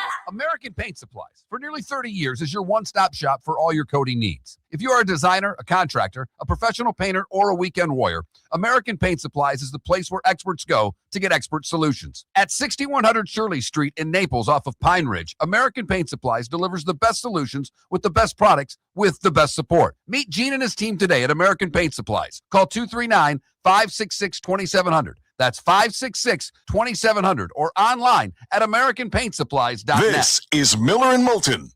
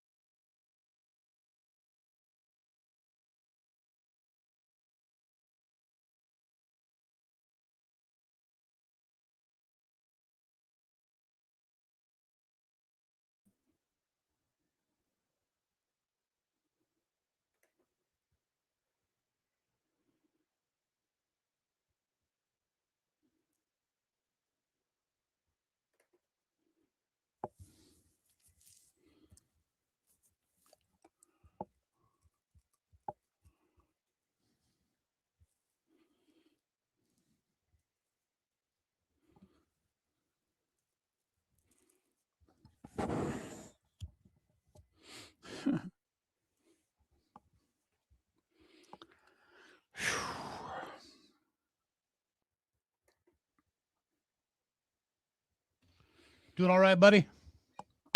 Hanging. All right, man. It'll Almost be- the weekend. Yeah.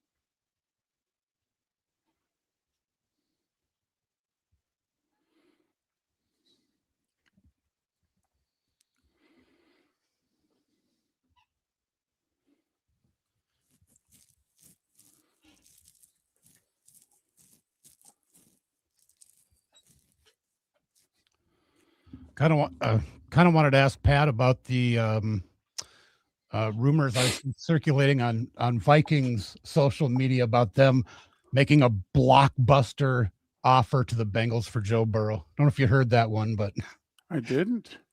Yeah.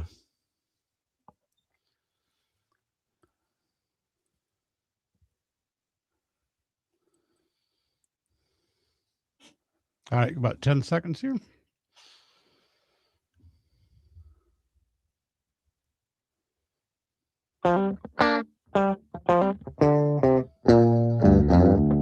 You're listening to Miller and Moulton. And now, here's Mark Miller and David Moulton. Mark off today. Going to be off quite a few days coming up. He went to Moffitt Cancer Center yesterday afternoon, doing some work on him today. A week from today, he will get his bone marrow transplant. If you want to send Mark well wishes, very easy to do so. Mark at millerandmoulton.com. Mark at millerandmoulton.com. And he'd appreciate it. Heck, he may even email you back. He's going to have some time on his hands. All right.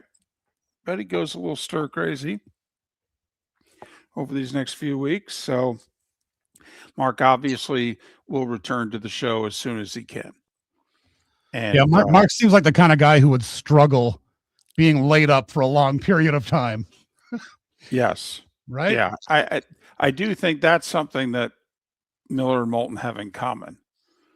You know, I've come back way too early from way too many things and have had, including Mark and others, be like, what the hell's your problem? And I'm like, well, I don't know what to tell you. It's talking sports. I mean, it's, you know, sitting in a chair. Mm-hmm. And I know it's more than that and it takes more energy than that. But, you know, I've always come back pretty quickly as well. And obviously it's an open-ended invitation. His name's on the show for a reason.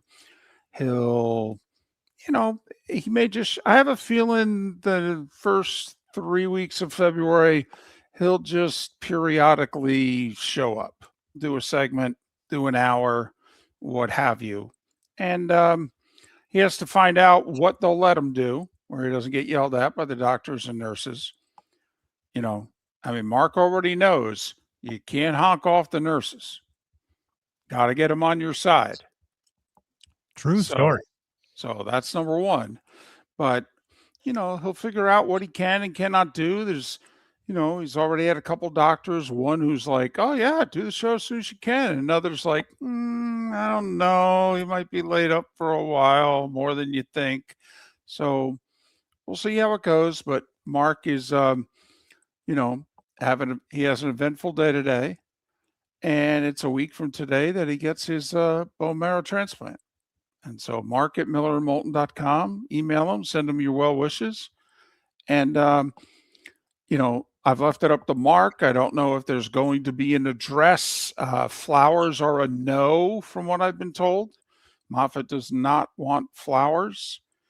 So that's why we're just, here's the email address. Send them your thoughts and prayers and concerns. And, you know, we'll take it from there.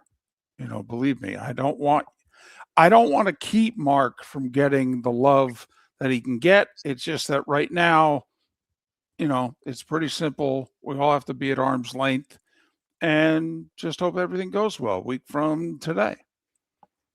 That's all. So there. Poll question today at 21,000. By the way, I've been pushing the poll question because now they're all on me.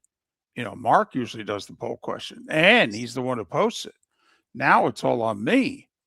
And I came up with one before the show in honor of the Lightning and Bruins Sunday night at Ray J, sold-out event. I believe it's going to cost you about $250 right now if you go on the secondary markets online and get your tickets. And so just asking you, what's the most amount of money you ever paid for a sporting event? Most you ever paid for a ticket to a sporting event, not a concert, but a sporting event. 3 choices: under 500, between 500 and 1,000, and over $1,000. And overwhelmingly, you guys have not spent more than $500 ever on a sports ticket. And I wonder how much of that is, damn, dude, that's a lot of money. Or how much of it is, do you know how good the seat is in the living room? Yeah. The food and the drink and just, the uninhibited bathroom and, seriously? Why would I go to the games? I mean, that's another thing, Rick. I mean, you and I, we've both gotten over, we're both probably, pushing middle-aged. I think technically we're beyond middle-aged. Yeah, I'm well over that hump, David. But Yes, thank you. I am as well. Hey. My first digit's a 6-2 there, buddy. Okay. Okay. We're But on the same page then. yes. So, we can't push that envelope any further. We pushed it as long as we could. But because of the cost of events, A, and because of the convenience of home, B, how many of you even think about attending an event anymore?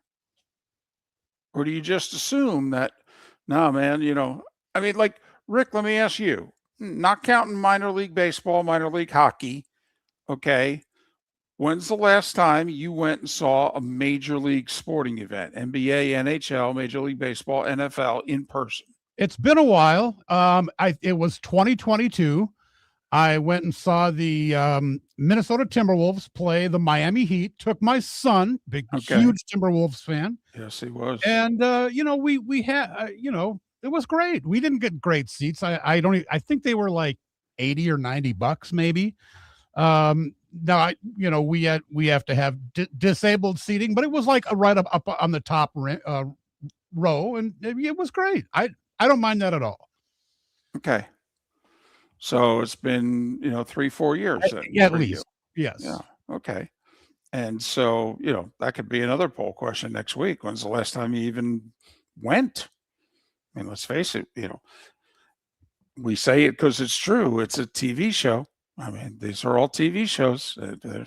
We watch them from home, overwhelming majority of us. So, but just how much money? Mark, by the way, answered the question. His first reaction was to say, I've never paid more than $500. And then he realized he bought a master's package. Okay. Oh, there you go. And, but then you got to figure out, you've got transportation, you've got hotels. Okay. And then how much are the passes? And so he's trying to figure out, because apparently the package was $5,000 for him and his dad, and they spent multiple days. Okay, so he's trying to figure out just how much were the passes, if you know what I mean. Mm-hmm. Did it take me from under 500 to above? Did it take me into the thousands? Okay, he did say, by the way, he'd do it again. And that's one, like, outside of seeing some of my beloved Minnesota teams, going to the Masters for me as a huge golf fan would be right up there with if I could afford, I would do that in a heartbeat. That would just be an amazing experience. Would you do $1,000 though? If I had the money, absolutely, I would do $1,000. Right. And obviously by asking this question, I'm assuming that we have the money. And let's face it, there are times when we don't. And, maybe, I wanted to go for that. I couldn't afford it. I went on the secondary market. I looked at prices. I went, I can't do that. So, yeah. So obviously when I ask you, and not just you, Rick, but all of us, I assume that you either have the money, or for this one-time special opportunity, you would find the money. Like my mom. Credit card debts a little bit, maybe. And, right. Yeah. Like find a way. Find a way. Right. There have been times where, because obviously, Rick, the industry that we're both in. I mean, money gets thrown around like manhole covers in this industry. So, obviously I've lived most of my life and have, quote, not had money. I could pay my bills, but I haven't had a ton of disposable income. And there have been times where something's been out there and my mother will out of nowhere call and go, you want a loan? And when my mother says, "Do you want a loan?" it means she's going to give me the money and not expect to be paid back. Okay. And I don't think I've ever taken her up on the loan. Okay. But I've appreciated the offer. So, for what it's worth, a couple years ago, I paid over $1,000 for hockey tickets, Game 6 of a conference final, and for what it's worth, earlier in the decade, I paid over $1,000 for concert tickets, also. For not sure how many more times I'm going to get to see Springsteen. So I went off my hip pretty big, that night also. So there you have it. Going back to the sports tickets, like I would love, and the Minnesota Vikings, I've had several opportunities over the years to go to either Miami or to Tampa to see the Vikings. The irony for me, David, is that, I work at a sports radio station, and Sundays during football season are a pretty big day. So not only would I have to spend the money for the ticket, it would cost me money by taking the time off of work. No question. No question. So, but all right. Once again, let's assume that you will have the money, which I understand is a big assumption. The Vikings get back to an NFC championship game. You've got the coinage. You going? I think so. I hesitate to ask a little. I hesitate to answer super affirmatively because, like you said, and again, especially it's an experience, but it's tiring, David. With the parking and the fighting the crowd. Rick, I understand, but come on now, on. When you decide you're all in. Yes, I would do it. You grit your teeth, and I mentioned the Vikings specifically because obviously we're coming up on amazingly 50 years since they last went to a Super Bowl. So I would do it. I've got credit cards that have, available balance. I would probably do something like that. Well, we have a lot of Doll fans who are listening. And imagine, first off, and I know you're beaten down. We've talked about this. You guys can't even imagine there's the possibility that your team could advance to an AFC championship game. That's the thing. Right. But I'm telling you, it's going to happen. Okay. Indiana just won the football national championship. Miracles do happen, just not that often. All right. So you're a Doll fan, and the next time the Dolphins make the AFC championship game, home or away, you inclined to go? And it's going to cost you a comma. I mean, and I'm not talking about just getting there in a hotel. I'm talking about just to walk in the joint. It's going to cost you over $1,000. And there's a lot of extras involved in that walking through the door. Right. So just curious, Doll fan. It's been 33 years since you've been in the game. They make the game. Are you sure you're not going to try to go? Obviously, if you can afford it, that's saying a lot. Okay. But I mean, isn't this when you kind of turn, you look at the important people in your life and you're like, yeah, it's been 2 generations since we've been in this game. Don't judge me. Yeah. I'm going. That's why when you ask me, David, as a Vikings fan, the first thought that comes to my mind is it's kind of like saying, if you saw a unicorn in the wild, would you try to pet it? Hey, listen, I know it doesn't make you feel any better, but the Vikings have been to about a handful of NFC title games since the last time the Dolphins have gone to an AFC title. They have. But I hear you. Most recently with Brett Favre in the infamous Saints game. Yeah. Oh, please. And never mind. I and was they there. The Giants. They got blown out by the Giants. What year was that? Early 2000s? 2000 season. Yes. Okay, 2 years earlier, I was at the Metrodome for Gary Anderson. So, oh well, I'll have to change the subject because otherwise Rick won't stay for the final hour, and I really need him. Oh, Miller and Moulton. I'm not going anywhere, David. Our poll question, as we mentioned, most you've ever paid for a ticket to a sporting event under 500, between 500 and 1,000, over $1,000. And feel free, 21,000 on the text line, to don't just tell us, under 500. Give us a little info. Tell us what game. Tell us, the moment that made you pony up the most. No bad answers. None whatsoever. We're sports fans for a reason. Fourth and final hour, the Diamond District bonus hour of Miller and Moulton is coming up. A few things we haven't gotten to today. By the way, fifth set down under, Sinner and Djokovic. The 38-year-old is threatening to do it again. Your roof is your home's first line of defense. At Pelican Roofing of Florida, Ronnie, John, and their team bring years of experience to protect what matters most, your family and your business. From residential repairs to large-scale commercial roofing, we deliver honest work, fair pricing, and quality you can trust. An upgrade on your roof can lower your insurance costs. Don't wait for a leak to turn into a disaster. Call the experts at Pelican Roofing today. 1-866-9-PELICAN. That's 1-866-9-PELICAN. Online at pelicanroofingcompany.com. CCC 1332512. The Cape Coral Police Department is growing, and they want you to be a part of it. They're hiring new officers. Starting pay is between $74,000 and $90,000, depending on your experience. And with a $10,000 hiring bonus, you could be making $100,000.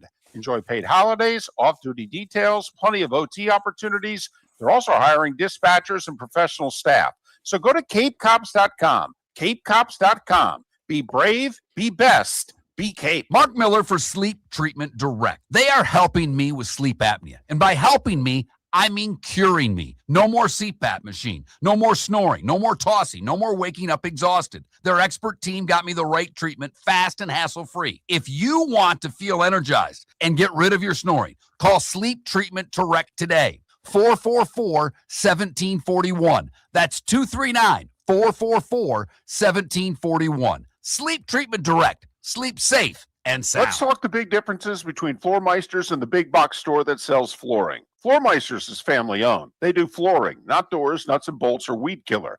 They specialize in it. They know it.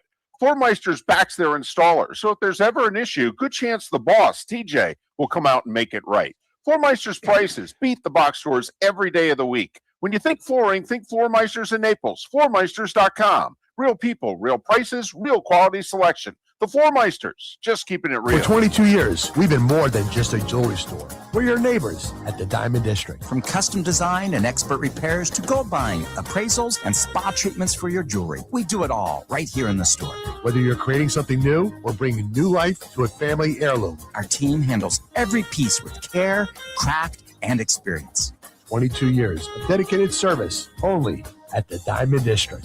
Visit Jason and Todd at the Diamond District.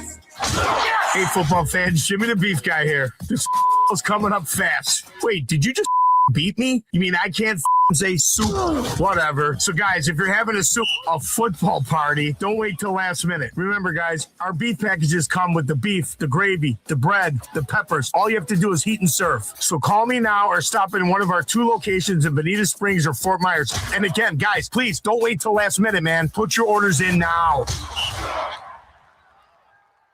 This is Miller and Moulton.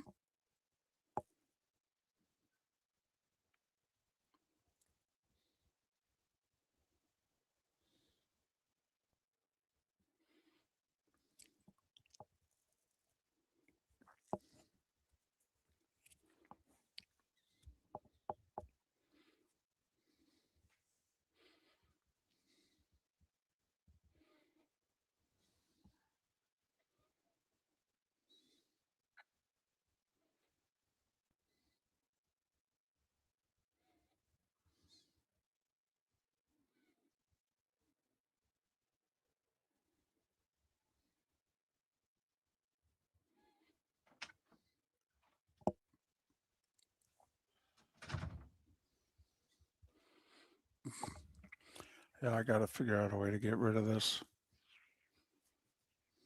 I hate it. Last cup of coffee. So yeah, because no nap for me today, unfortunately, David. I work my other part-time job at noon today at a local golf establishment where I work in the pro shop. From noon to 5:30. And then tonight back here for a Florida Everblades game. Oh wow.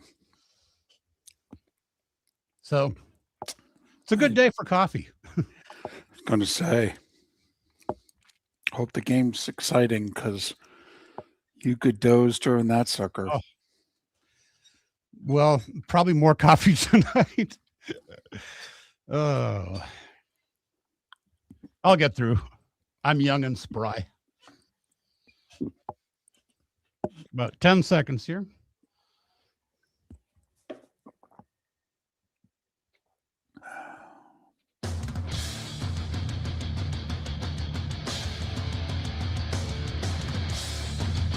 You're listening to Miller and Moulton, coming at you from the Floor Meister Studios. Floor Meisters, keeping it real.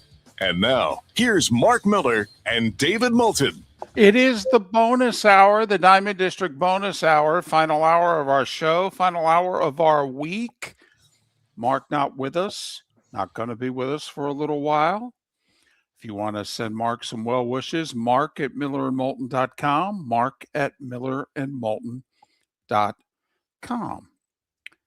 Fourth and final hour of the show. Our poll question, simply, I was thinking about the Sunday night, and I am geeked up for it. I have to admit, Bruins Lightning, I can't wait. 6:30 seems like a good time. It'll be over by 9 or thereabouts. And, you know, old guy like me got to get up early for the show. I mean, it'll be perfect. Rick's probably thinking the same thing. That'll be just perfect. I can't wait. I can't wait. And a great game, too. So, yeah. Bruins are playing really well. Nobody's playing better than the Lightning. My goodness. Right. What are they, like 16-1-1 in their last 18 or something like that? Should be a fun watch. I can't wait. Yes. And, and there's really nothing else going on sports-wise this weekend. What, Sunday night? Maybe basketball, even Sunday, yeah. A little NBA, maybe? Oh, yeah, but, you know. I'm curious. Forego that for a day. I agree. Also, the golf's in San Diego. I don't know if they have prime time golf or not, but maybe they do, although it would interrupt 60 minutes. And let's face it, not a lot interrupts 60 minutes. They're on serve early in the 5th set at the Australian Open. And I know most American sports fans don't give a damn about tennis anymore, but Carlos Alcaraz and Sasha Zverev played a 5.5-hour semifinal earlier today. Zverev served for the match after being down 2-0. He served for it at 5-4 in the 5th. And as he said, I had nothing left, man. I couldn't even push up on my legs to serve. I was done. I was shot. And Alcaraz broke him again and won the match 7-5 in the 5th. 5.5 hours. Alcaraz and Sinner have been dominating men's tennis the last 2-3 years. So Alcaraz is through to the final. He's a 22-year-old who has a chance to win the career Grand Slam if he can win the Australian Open. And the thought was he was going to face Sinner, second best player in the world. Sinner is own Djokovic. And besides, Djokovic's 38 years old. Yeah, Sinner's won the 1st and 3rd sets, but Joker's taken the 2nd and 4th, and they're on serve early in the 5th. Djokovic tied with most Grand Slams all time, male or female. He's got 24. Looking for that elusive 25th. Can he possibly win it at 38 years of age? And not only that, on a hard court surface where the points are long. I mean, Djokovic's match is over 3 hours right now. I mean, it may not be the third longest match in Australian Open history, which is what Alcaraz's semi was. But Djokovic right now, 2-all in the fifth, trying to reach a Grand Slam final at the age of 38. Remarkable. By the way, there was something that happened in the world of sports today, and it's not good news. Lindsey Vonn crashed the last event before the Olympics, and apparently the circuit was ice, and 3 of the first 6 skiers on it crashed, and one of them was 41-year-old American Lindsey Vonn, and she couldn't put any weight on her left leg. The Olympics start for her in like 8-9 days. And here she is. She's come back. And she's won a couple of downhill events. She was going to compete in 3 different events in the Olympics. And we'll see whether or not she can be healthy enough to compete in the Olympics, in the downhill and the other events that she was hoping to ski in. So a remarkable marathon, okay, of a match going on right now down under. Sinner and Djokovic 3-all in the fifth. Djokovic trying to reach the Australian Open final. And Lindsey Vonn had to be airlifted. Okay. She had to be helped to her feet and airlifted because she could not put any weight on her left leg. So, just throwing that out there. We were just talking yesterday about what a remarkable story that she has been here in her second post-retirement comeback. And unfortunately, a slick circuit got her and a few others, and she appears to be seriously hurt. So I have to follow that next week and see whether or not she can compete in the Olympics, which I believe get underway.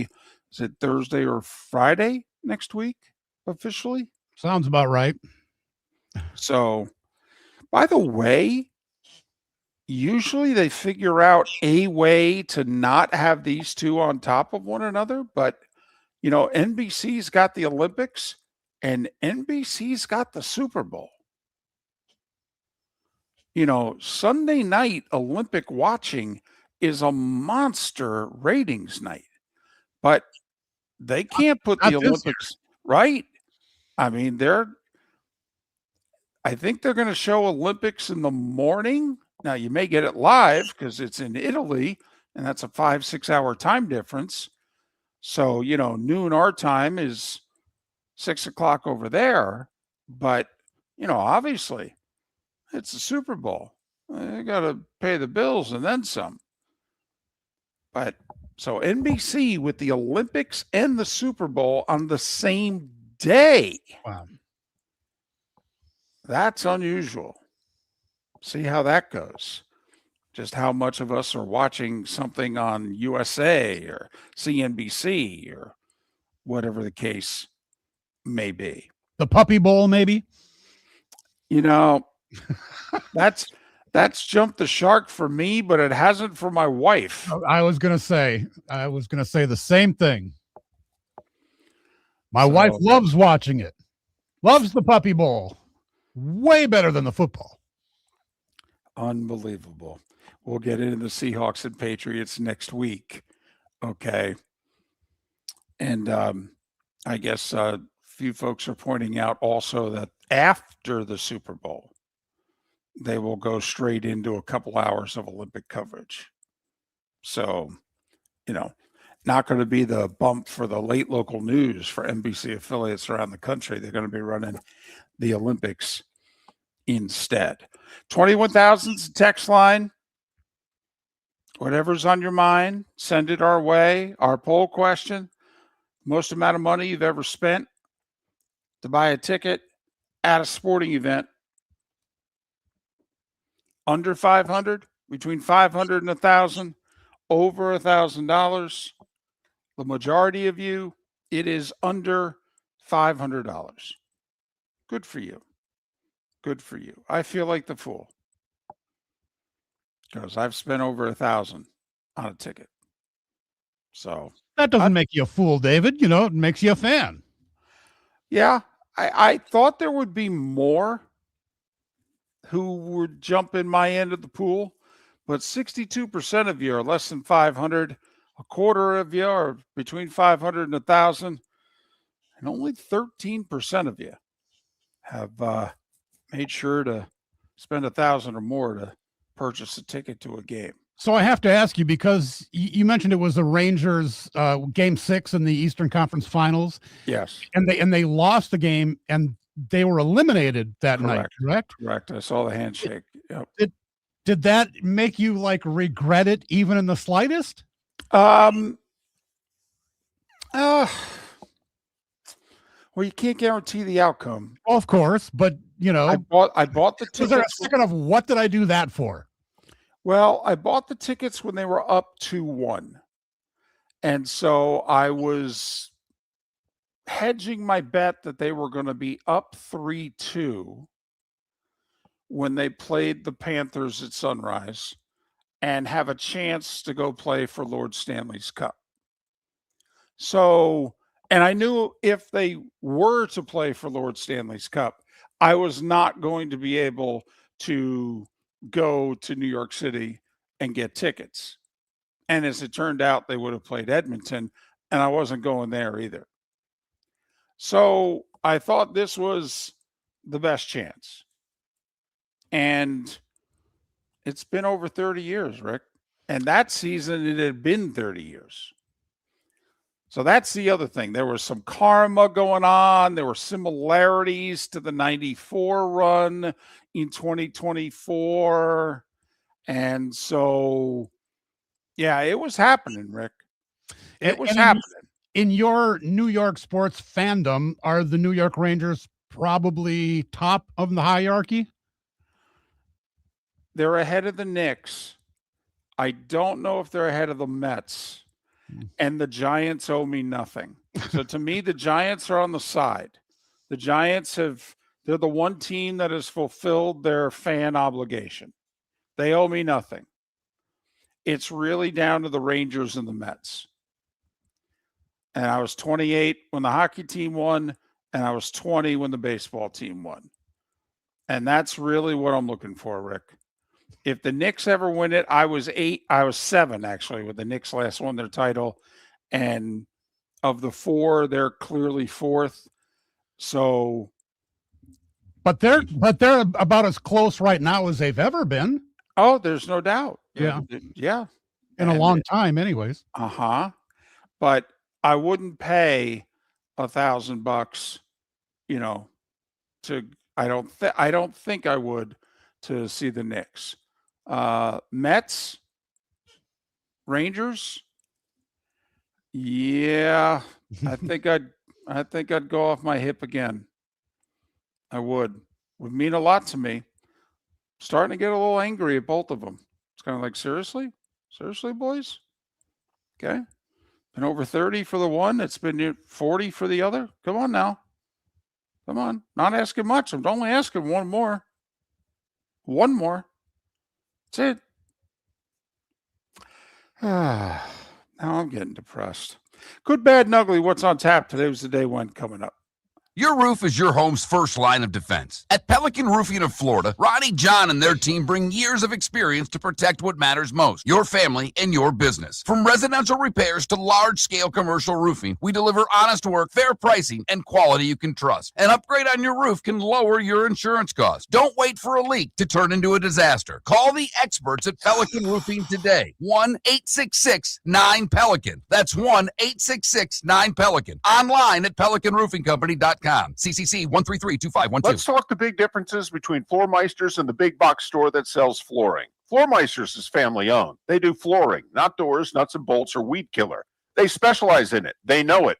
Floor Meisters backs their installer, so if there's ever an issue, good chance the boss, TJ, will come out and make it right. Floor Meisters prices beat the box stores every day of the week. When you think flooring, think Floor Meisters in Naples. FloorMeisters.com. Real people, real prices, real quality selection. The Floor Meisters, just keeping it real. American Paint Supplies, for nearly 30 years, is your one-stop shop for all your coating needs. If you are a designer, a contractor, a professional painter, or a weekend warrior, American Paint Supplies is the place where experts go to get expert solutions. At 6100 Shirley Street in Naples off of Pine Ridge, American Paint Supplies delivers the best solutions with the best products with the best support. Meet Gene and his team today at American Paint Supplies. Call 239-566-2700. That's 566-2700 or online at AmericanPaintSupplies.net. Think we only fix windows? Think again. Your local Glass Doctor Home and Business does so much more to upgrade your home. We custom build stunning shower and bath enclosures, install sleek glass doors and windows, and can bring fresh life to foggy or cracked panes. Need a glass tabletop or a statement mirror? Yep, we do that too. If it's glass and it's in your home, we're the team to call. Call the Glass Doctor, we fix your pains. Oh yeah. This is Miller and Moulton.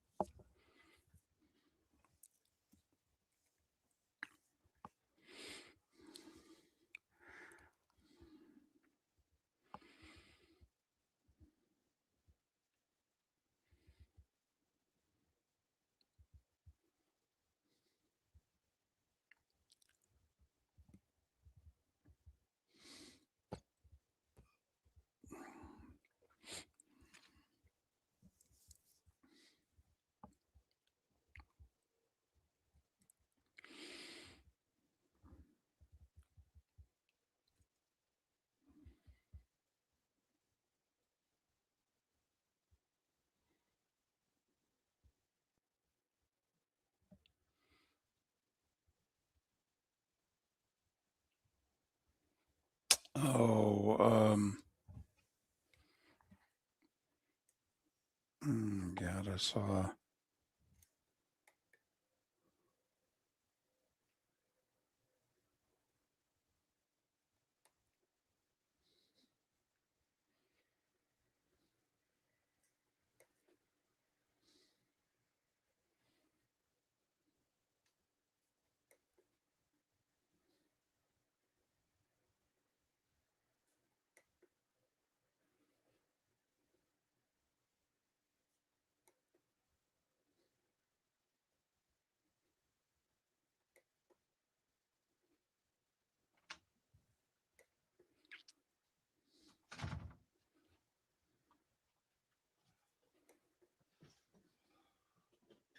Slaughter is the center.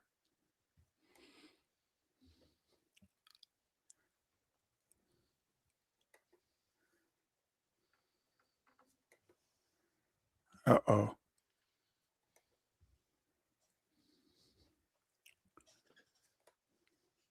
About 10 seconds.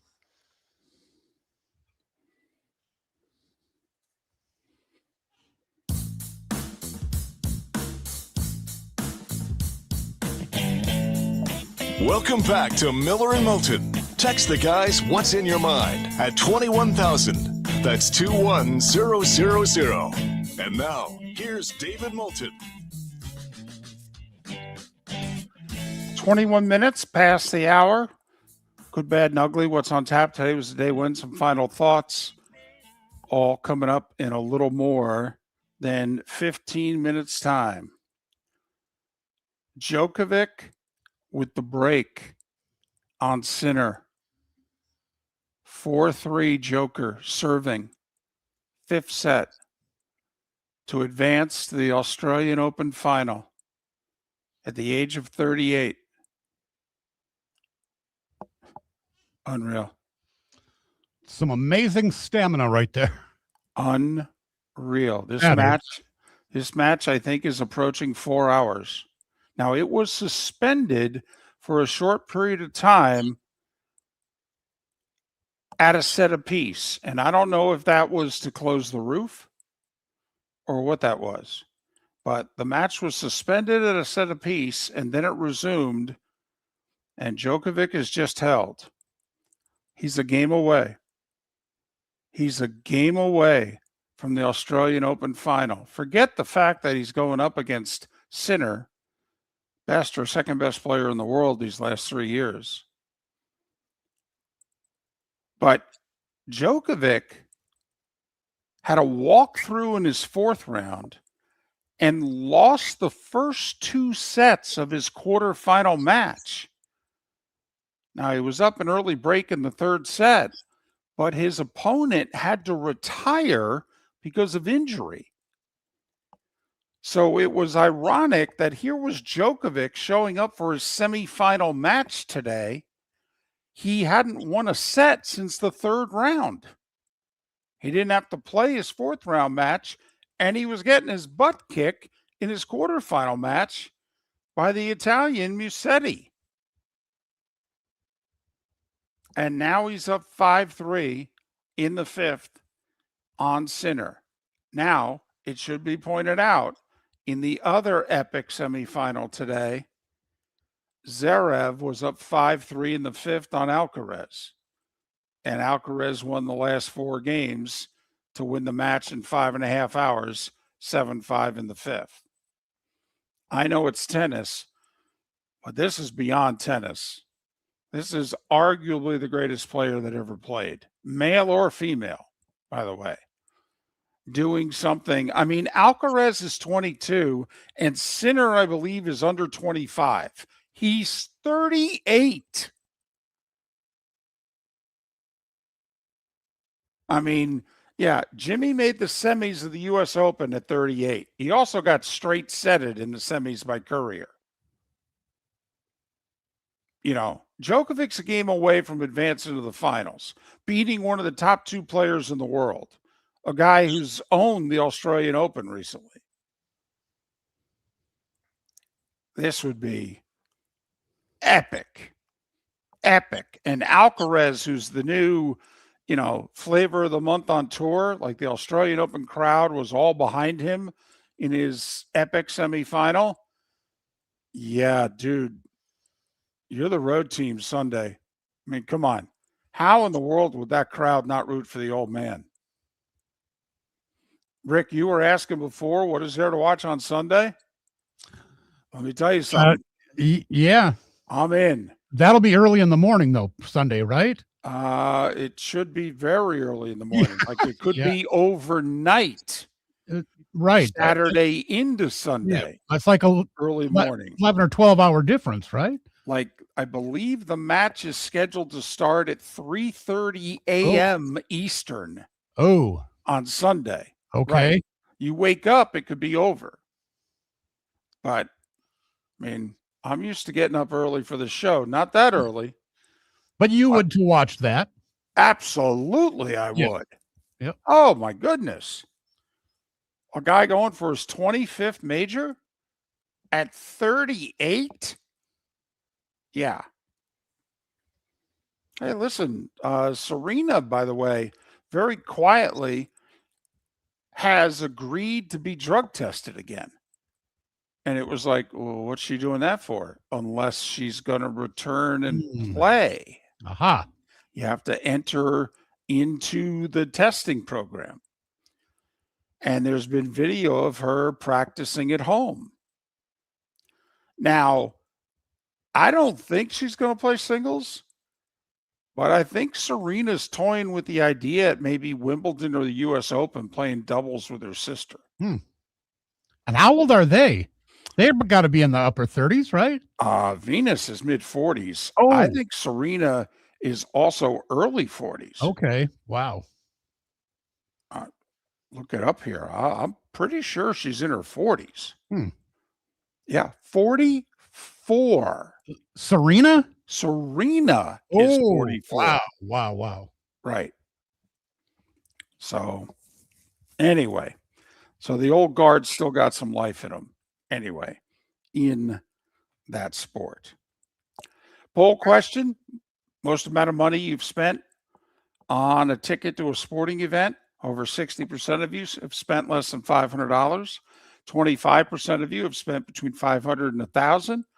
And only 13% of you are as foolish as me and have spent over $1,000 on a sports ticket at some point in time. I'm honestly surprised that it's that high, 13%. Oh, it's funny. I thought it was going to be more. Really? I thought it was going to be way less. Yeah, I thought it's going to be more. Why? What is fans short for? Fanatic. I understand that, but like you say, I mean, I guess if you've got the disposable income to do that kind of thing, that's great. Well, and I'm not so sure I'm not so sure I had the disposable income either. You found a way to get it done, though. But I, like you said, I've got credit cards. Yep. Everything's doable. You're paying a little extra for it over the next couple of years, but Aurora fans got to do what a fan's got to do. Aurora in our YouTube chat room says that she paid $1,500 for a Knowles Gators ticket at Doak. Curious what year that was, but there have been a few epics. So hopefully you were there for one of them. But it's probably the 90s, but we'll see. But anyway, there was a stat that I stumbled upon. So, of course, I lost it because, that's part of my charm. But sure is. It was talking about attendance at NFL games and how you'd be surprised how certain teams' attendance is not nearly as good as you think.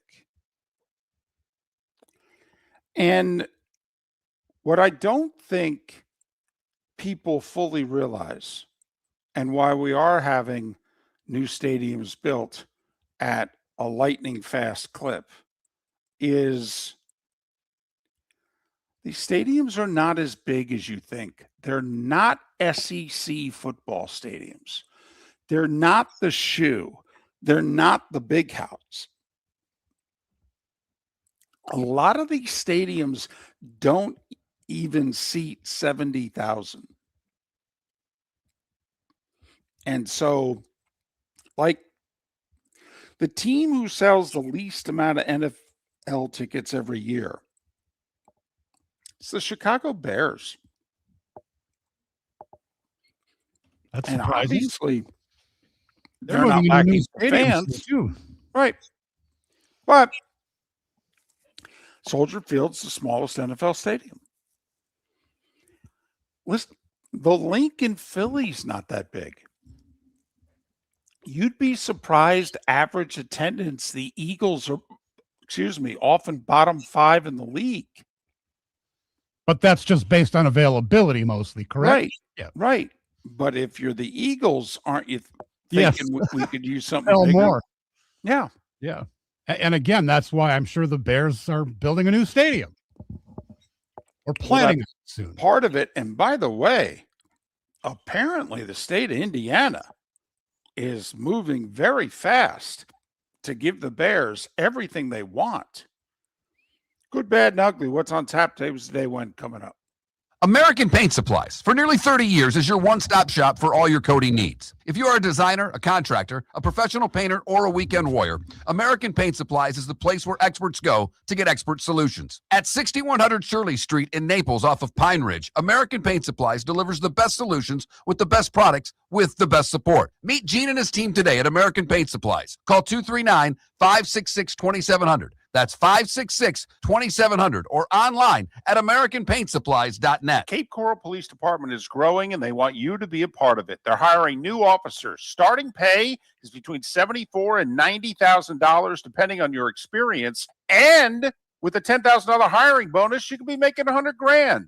Enjoy paid holidays, off-duty details, plenty of OT opportunities. They're also hiring dispatchers and professional staff. So go to capecops.com, capecops.com. Be brave, be best, be Cape. Let's talk the big differences between Floormeisters and the big box store that sells flooring. Floormeisters is family owned. They do flooring, not doors, nuts and bolts, or weed killer.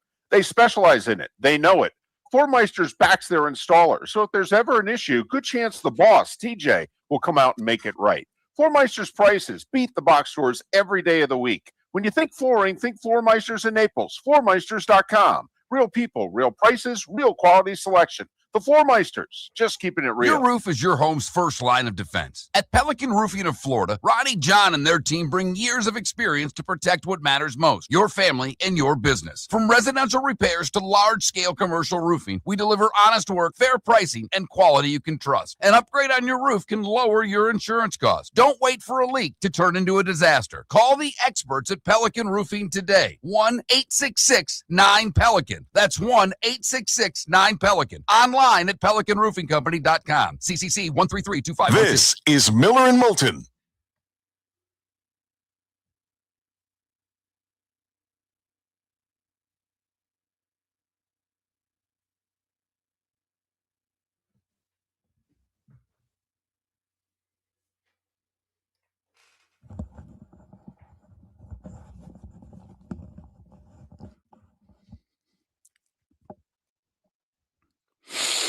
Oh.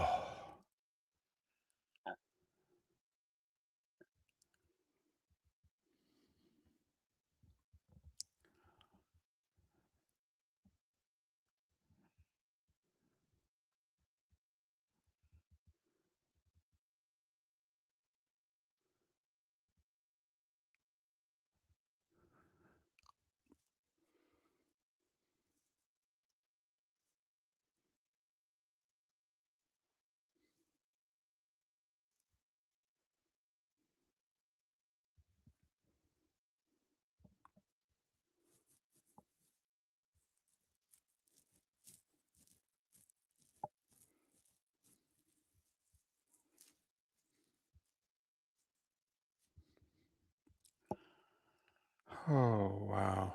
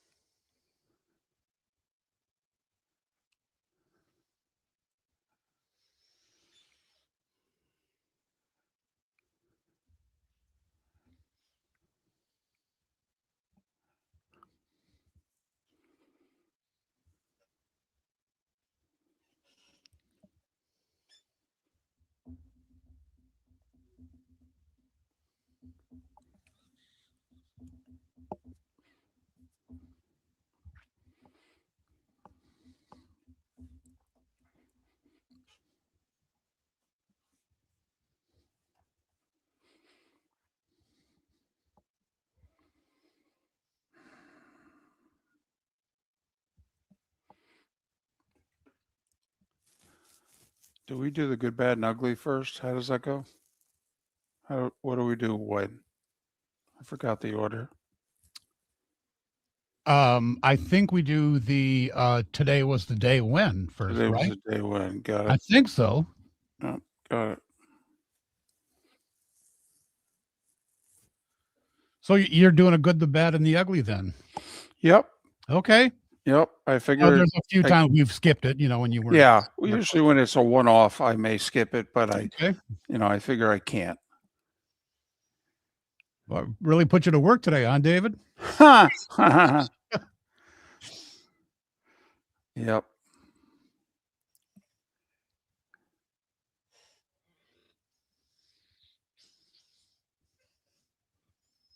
The Twitch line are confirming. Yes, it is. It is. Today is the day when. Today was, and then the good, the bad, and the ugly. Thank you.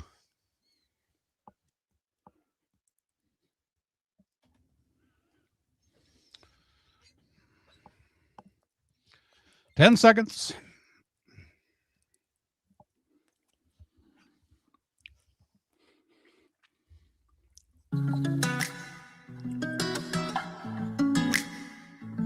Welcome back to Miller and Moulton. Text the guys what's in your mind at 21,000. That's 21000. And now, here's David Moulton. Our remaining moments on this Football Friday, final segment of the show and of the week. Thanks to Rick Church once again, filling in today. He'll be with me all week next week. Always my pleasure, David. And don't say anything. I'm not, it is. I love doing the show. I know you do. Okay, good.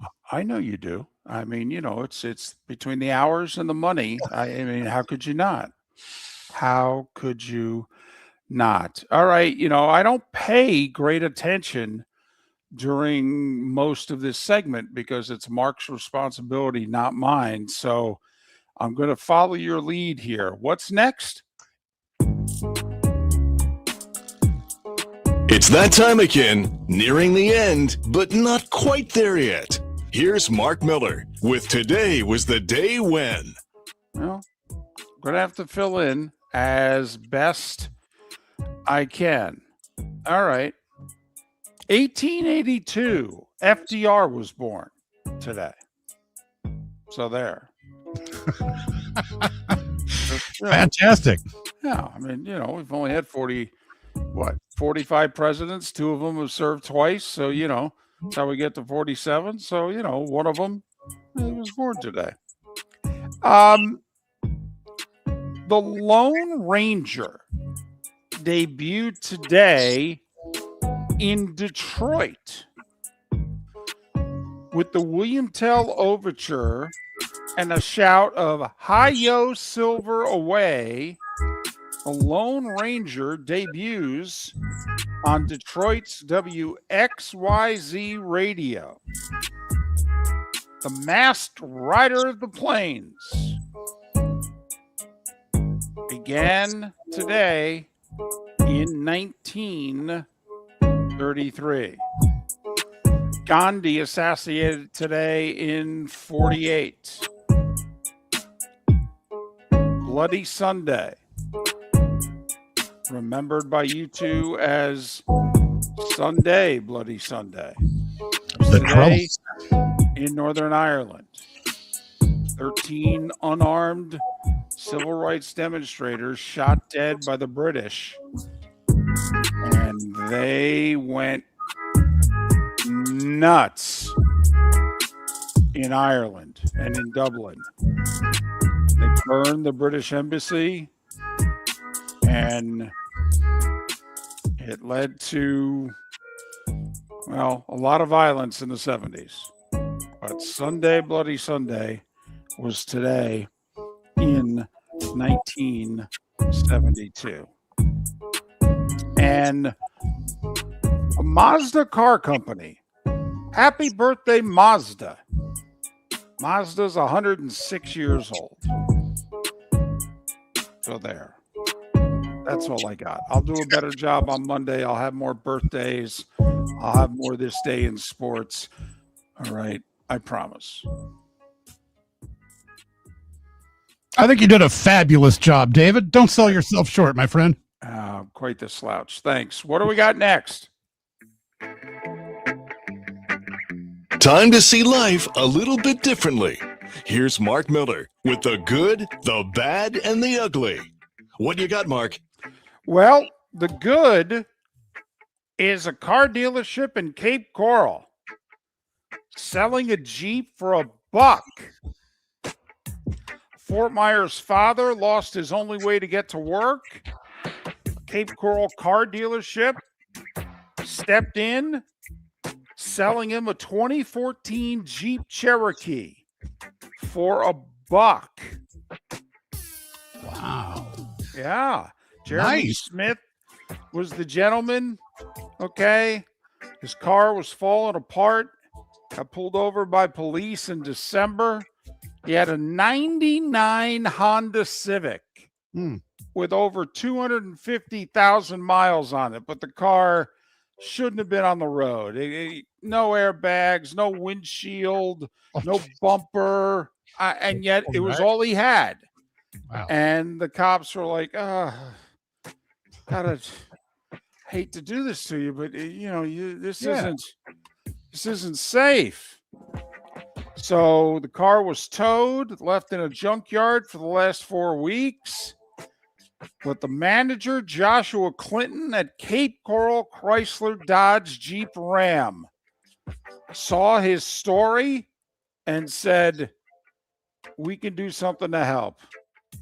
And so he dug up a 12-year-old car, a 2014 Jeep Cherokee, for $1.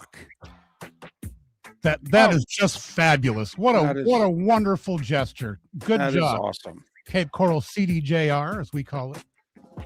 Awesome. So the bad, a man was found stealing patio furniture outside an ice cream shop on Fort Myers Beach.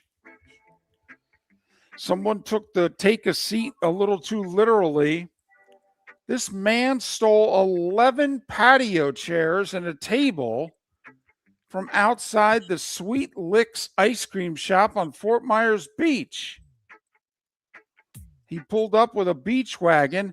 He stacked all the chairs into it and went on his merry way. Okay. Well, they tracked him down. He stole over $1,000. So, this is a felony. But now the owner is trying to figure out, how am I going to properly secure the new chairs and the new patio furniture so some Yahoo doesn't do this to me again. Rick, I don't know about you, but a sore spot between Miller and Moulton is the self-checkout aisle. Love it. Love it. I will stand in line at self-checkout before I get first up at a place where there's a cashier. And I am exactly the opposite. Oh. So anyway, we go to a Walmart in Georgia. And a Georgia elementary school assistant principal accused of stealing 98 items from the Walmart worth well over $1,000 by using a stacking scheme at the self-checkout kiosks. She had been swiping merchandise from the retail giant, in Woodstock, Georgia, about 30 minutes outside of Atlanta, for 2 months. All right. 98 items worth $1,000. She used a stacking method, placing multiple items on top of one another and scanning only one before leaving the store.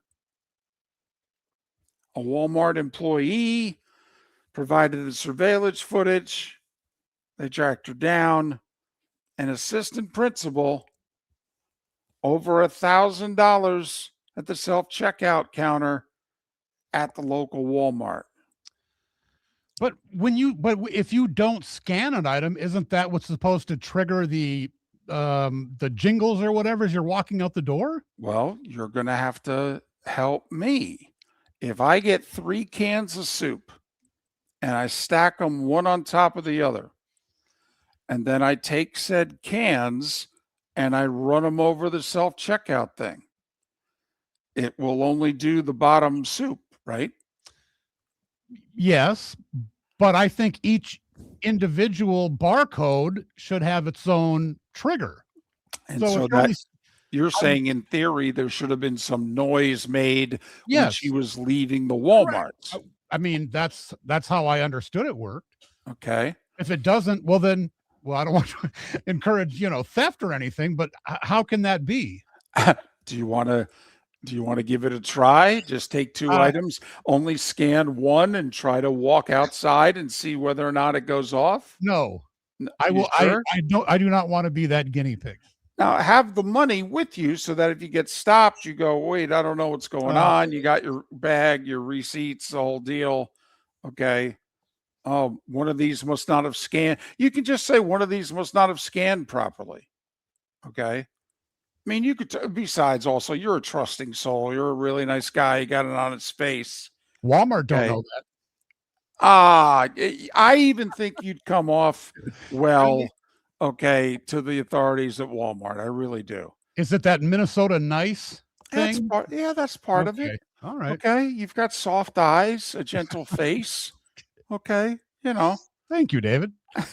No problem, Rick. And so that's the good, the bad, and the ugly. Brought to you by, well, I believe it's the good folks at Cape Coral Police Department.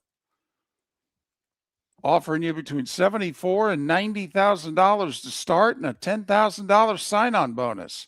Hell, based on your experience, you could be making $100,000. Go to capecops.com, capecops.com.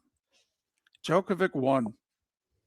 Did he? 6-4 in the 5th. God. Djokovic won.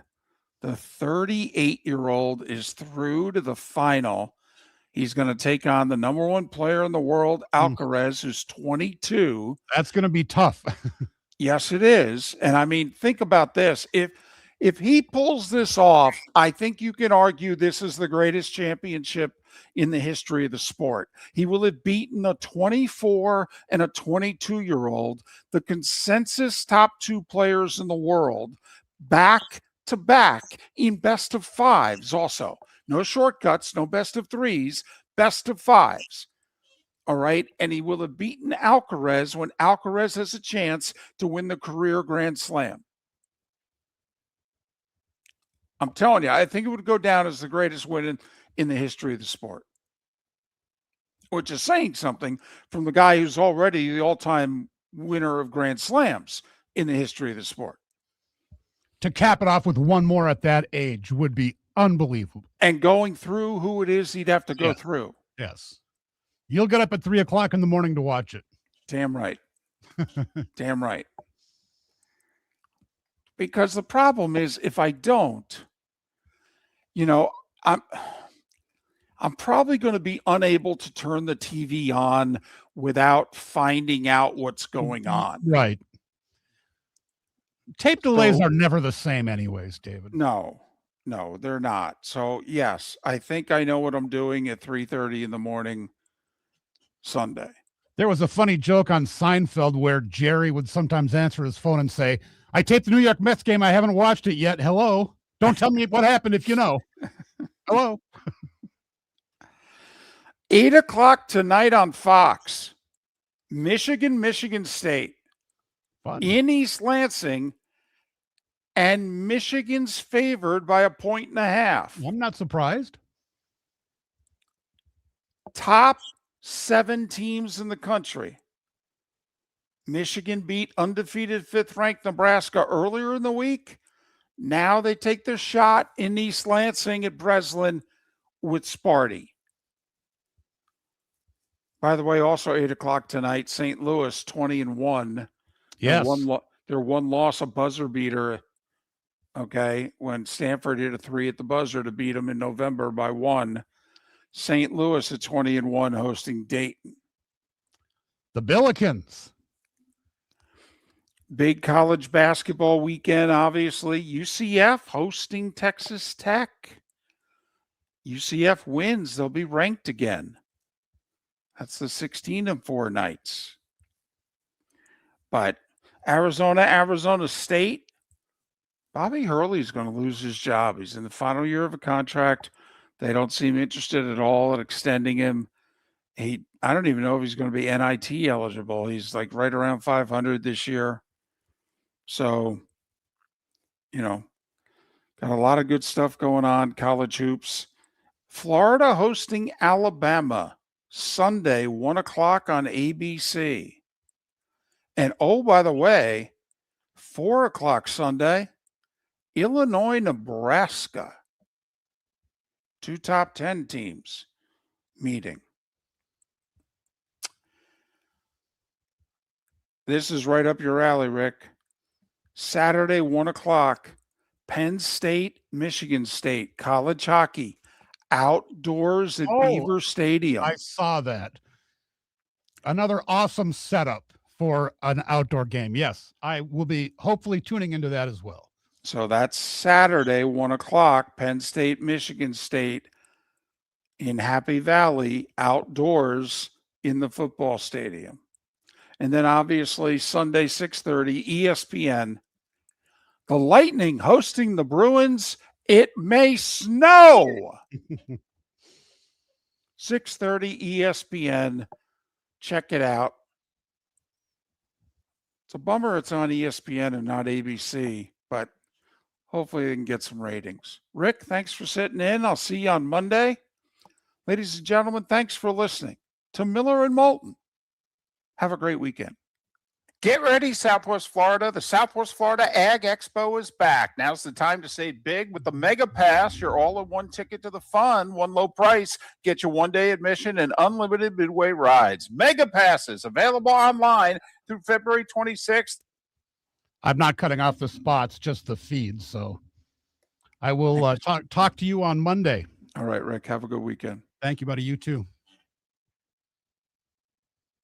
Supplies. For nearly 30 years is your one-stop shop for all your coating needs. If you are a designer, a contractor, a professional painter, or a weekend warrior, American Paint Supplies is the place where experts go to get expert solutions. At 6100 Shirley Street in Naples off of Pine Ridge, American Paint Supplies delivers the best solutions with the best products with the best support. Meet Gene and his team today at American Paint Supplies. Call 239-566-2700. That's 566-2700 or online at AmericanPaintSupplies.net. Let's talk the big differences between Floormeisters and the big box store that sells flooring. Floormeisters is family owned. They do flooring, not doors, nuts and bolts, or weed killer.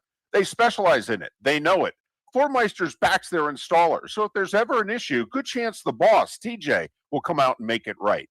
Floormeisters prices beat the box stores every day of the week. When you think flooring, think Floormeisters in Naples. Floormeisters.com. Real people, real prices, real quality selection. The Floormeisters, just keeping it real. Mark Miller for Sleep Treatment Direct. They are helping me with sleep apnea. And by helping me, I mean curing me. No more CPAP machine. No more snoring. No more tossing. No more waking up exhausted. Their expert team got me the right treatment, fast and hassle-free. If you want to feel energized and get rid of your snoring, call Sleep Treatment Direct today.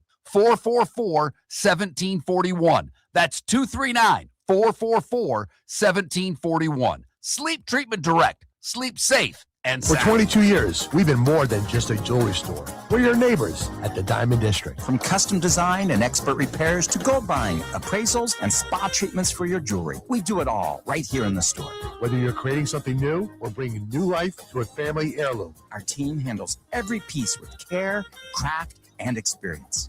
22 years of dedicated service only at the Diamond Visit Jason and Todd at the Diamond District. Your your roof is your home's first line of defense. At Pelican Roofing of Florida, Ronnie, John, and their team bring years of experience to protect what matters most, your family and your business. From residential repairs to large-scale commercial roofing, we deliver honest work, fair pricing, and quality you can trust. An upgrade on your roof can lower your insurance costs. Don't wait for a leak to turn into a disaster. Call the experts at Pelican Roofing today. 1-866-9-PELICAN. That's 1-866-9-PELICAN. Online at PelicanRoofingCompany.com. CCC 1332512. This is Miller and Moulton.